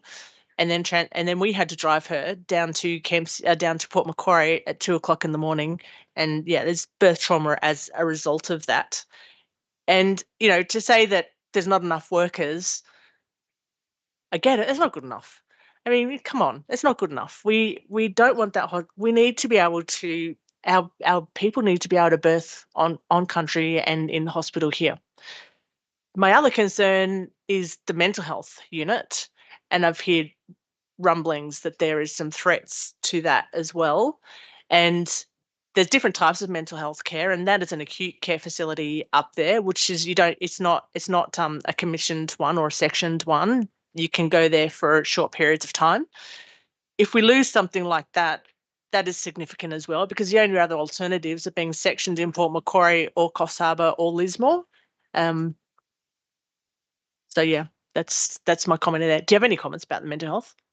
I concur with your comments around mental health and just the general withdrawal of services from our hospital. I think at the same time, we're becoming more connected as a nation. We're also becoming more distant in terms of withdrawal services from hospitals and things like that. And we have had investment in our hospital to expand and provide additional services, and it's really disappointing to see that despite that expansion, we're not being staffed adequately or providing services adequately. The closure of the hydrotherapy pool, and yeah, different things like that. Councillor Pakes.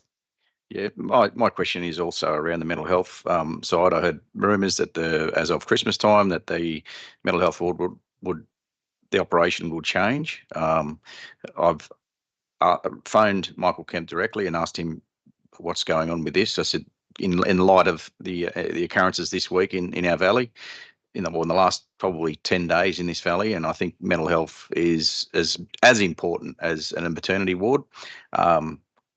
I worked on both those buildings as they were upgraded. That was a big Nationals centrepiece to have a mental health ward and a maternity wing built, and I worked on them. I've been right through those two buildings. I know them off the back of my hand, and with fire and rescue going up there often. Both my children were born there.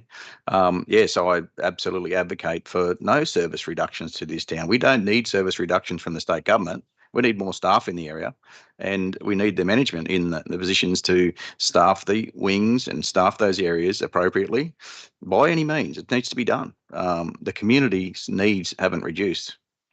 The community's needs have not reduced. If anything, they've increased, specifically around mental health. I absolutely implore you to push as hard as you can. And I know Michael Kemp will. He's been an absolute advocate for our town, but stand right beside him and push just as hard, because the community needs it, and the needs don't go away. They don't go away. If anything, they get worse. So, yeah, sometimes the uncomfortable conversations with ministers is the way to get action. So I implore you to please go hard. Oh, I will note that generally when I go down to country mayors, there'll be collaboration from myself and or other mayors from the region to meet with ministers, and that's definitely part of that opportunity to go down to Parliament. Councillor Selby and then Councillor Wyatt. Yeah, through you, Madam Mayor. The big thing I see too, and I think state government's forgotten it, is that the development that we've got in the Shire at the moment that's going on, our population's just going to grow, and they're taking these services away from us. Like I think that's a really big issue that they should be made aware of, because there are some of the developments that they're approving and we don't get a say on. So, maybe they really need to put their hand up and sort it out. Yeah, thank you, Councillor Selby. There certainly is worry for services in terms of our ageing population. I don't mean that in a Councillor Wyatt. I was just going to ask the question, what else do you think we can do as councillors? Advocating for increased health services, not decreased health services. Is there any other roles that we can play there? It's a great question.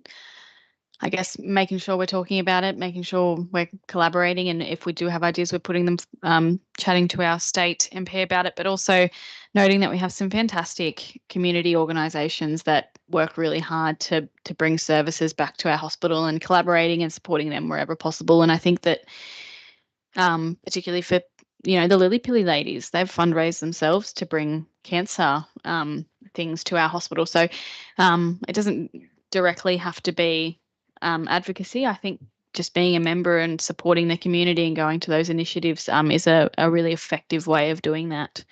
But yeah, Councillor Lawrence. Thanks, Madam Mayor, and for your delegates' report and advocating for our community in the with the maternity. As you know, I've had several discussions with community members around this delicate situation that has been unfolding in our community. And there's many community members obviously advocating as well in this space, which is great to see. And hopefully there's some changes in the future around that, because how important it is for our women to have somewhere to go to birth on country. And just, on the back end of Councillor Wyatt's question, I just wanted to note as well, when we're talking about other sort of areas as well in community, I think it's important for councillors to be a part of different areas. So myself and Councillor Bain have been attending the meetings around a potential healing centre. So we've been attending those with, so Durry AMS are starting to collaborate with other stakeholders. And so that's another important project that I think it's important for council to be in partnership with, and being a part of that. So I think other councillors, and if there's other things that are going on in community like that, it's important for us to have a seat at the table and to contribute and bring that back to staff and stuff as well. Thank you. Councillor Coburn. Yeah, just a comment about New South Wales Health and the problems that they are facing. I know that they are very short-staffed, particularly when you get into those higher levels of expertise, very difficult to, particularly coming out into regional areas, to attract the right physicians and specialist surgeons, etc., to be able to be available to work in our hospitals. They have done a lot of work internationally to try and attract international nursing staff to come and bolster the numbers on the ground. They've also started offering financial incentives, but of course, a little bit like the cart before the horse, sort of blew up in their face, because you're offering nursing staff these financial incentives, which of course that is quite insulting to the existing staff who've probably doing double shifts, triple shifts, overtime to fill the gaps, and nothing being offered to them. And I know that created a lot of discourse on the ground as well. I think a lot of it is probably the overspend during the COVID period, where I think there was a lot of spending that came out of health, and the reality of that years down the track is now starting to really hit home. But I believe in an advocacy space, it's important that we all manage our own health and well-being in the best ways that we can. But I think generally we need to push, and we need to talk to New South Wales Health about these are basic services that are not being able to be delivered. And it's the same at Maxville. You can't, unless you're going to have a completely natural birth, you can't birth at Maxville. You'll get sent to Coffs Harbour. It's a similar thing. New build. And the way these facilities are built, it's a staged development. They build the whole building, but not all of the wards are open, not all of the operating theatres are opened. And that's, again, hoping to be able to build those staff to the capacity where they can operate those things. So it is a very large problem. Thank you, Councillor Coburn. Is there any more questions? Councillor Pakes? I think you've spoken already to the motion. So you can't speak again. Yeah, you can ask a question, yeah. So in your deliberations at country mayors, has there been any other communications with other mayors around ambulance services, fire and rescue services, as in service reductions in those areas as well, similar to nursing, similar to health? And does ambulance fall into health?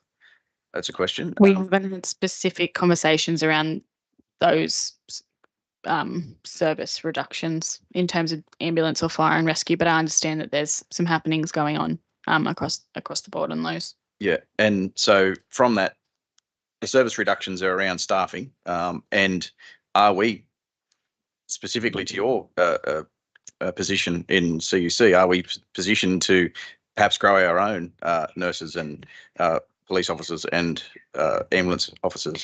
Yes. Are we in that position? Is that something that we could advocate in a direction as a multiple councils? Yeah, particularly for our LGA, the CUC has. Do I have to declare a conflict in this answer? Yeah, just I do obviously work with Councillor Matchett at the CUC, but in my tenure as centre manager, there was one year where we had 5 nursing graduates, and those 5 nursing graduates went straight into the graduate program at Mid North Coast Local Health District. The same last year, there was 2 nursing graduates, Rachel and Tanya. Was it Tanya? So they were actually AINs who then studied a nursing degree, went into their second year, and have gone into direct employment up at the hospital. Lockie Carpenter from Crescent Head, he is now a police officer down at the CUC, at the police station, but he utilised the CUC, and we helped him out, so that there is that pathway there, and there are people who are utilising the CUC, and it's creating that extra connection. Even those graduates who were mature-aged women who were the AINs and now working up there, they're already back studying graduate certificates to specialise.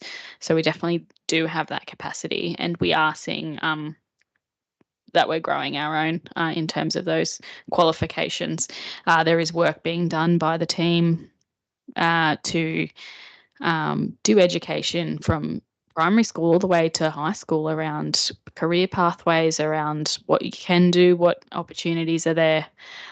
So that's why we want outstanding community organisation on the weekend.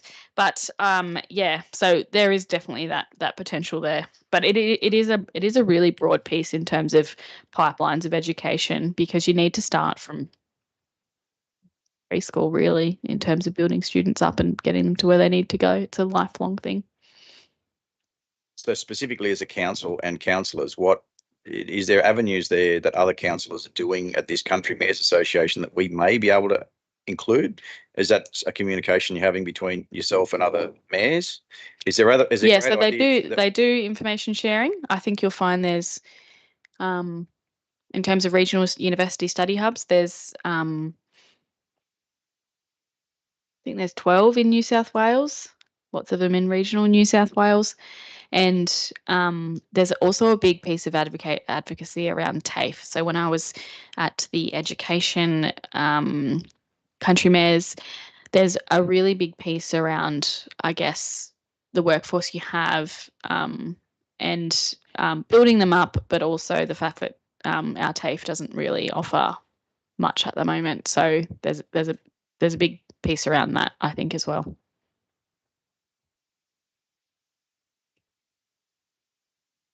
Any other questions? All right, I'll close debate and put the motion. Is there any dissent? There is none. I declare it carried. that actually concludes our business for today. So thank you to our gallery, particularly Sasha and Tony from Disaster Relief Australia. I encourage you to say hello to them, councillors, at the conclusion of the meeting. Thank you to our very weary councillors on the my right to my right. Thank you. In the sick bay. I appreciate that. And thank you, Vicky. You've done a fantastic job today, despite staff also being off sick. And I really appreciate that. But thank you, councillors, for a great meeting today. And thank you, everyone, for their attendance. I hope everyone enjoys the rest of their day. I declare the meeting closed.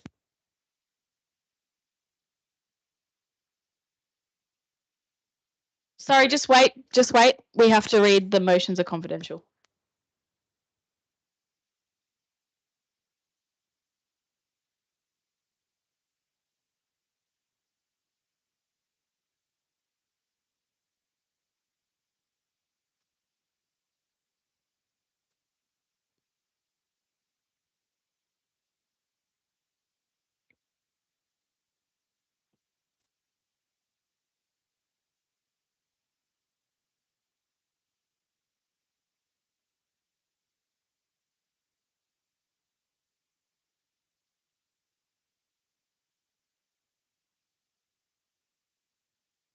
Item 12.1, the resolution is that council waives rent during the construction period in a further 3 years, up to 4 years maximum for Macleay aircraft maintenance as an incentive for the demolition of the existing hangar and construction of a new commercial hangar on Kempsey Airport Lot 4. And item 12.2 is that the report is noted. Thank you, Vicky. The meeting is now closed.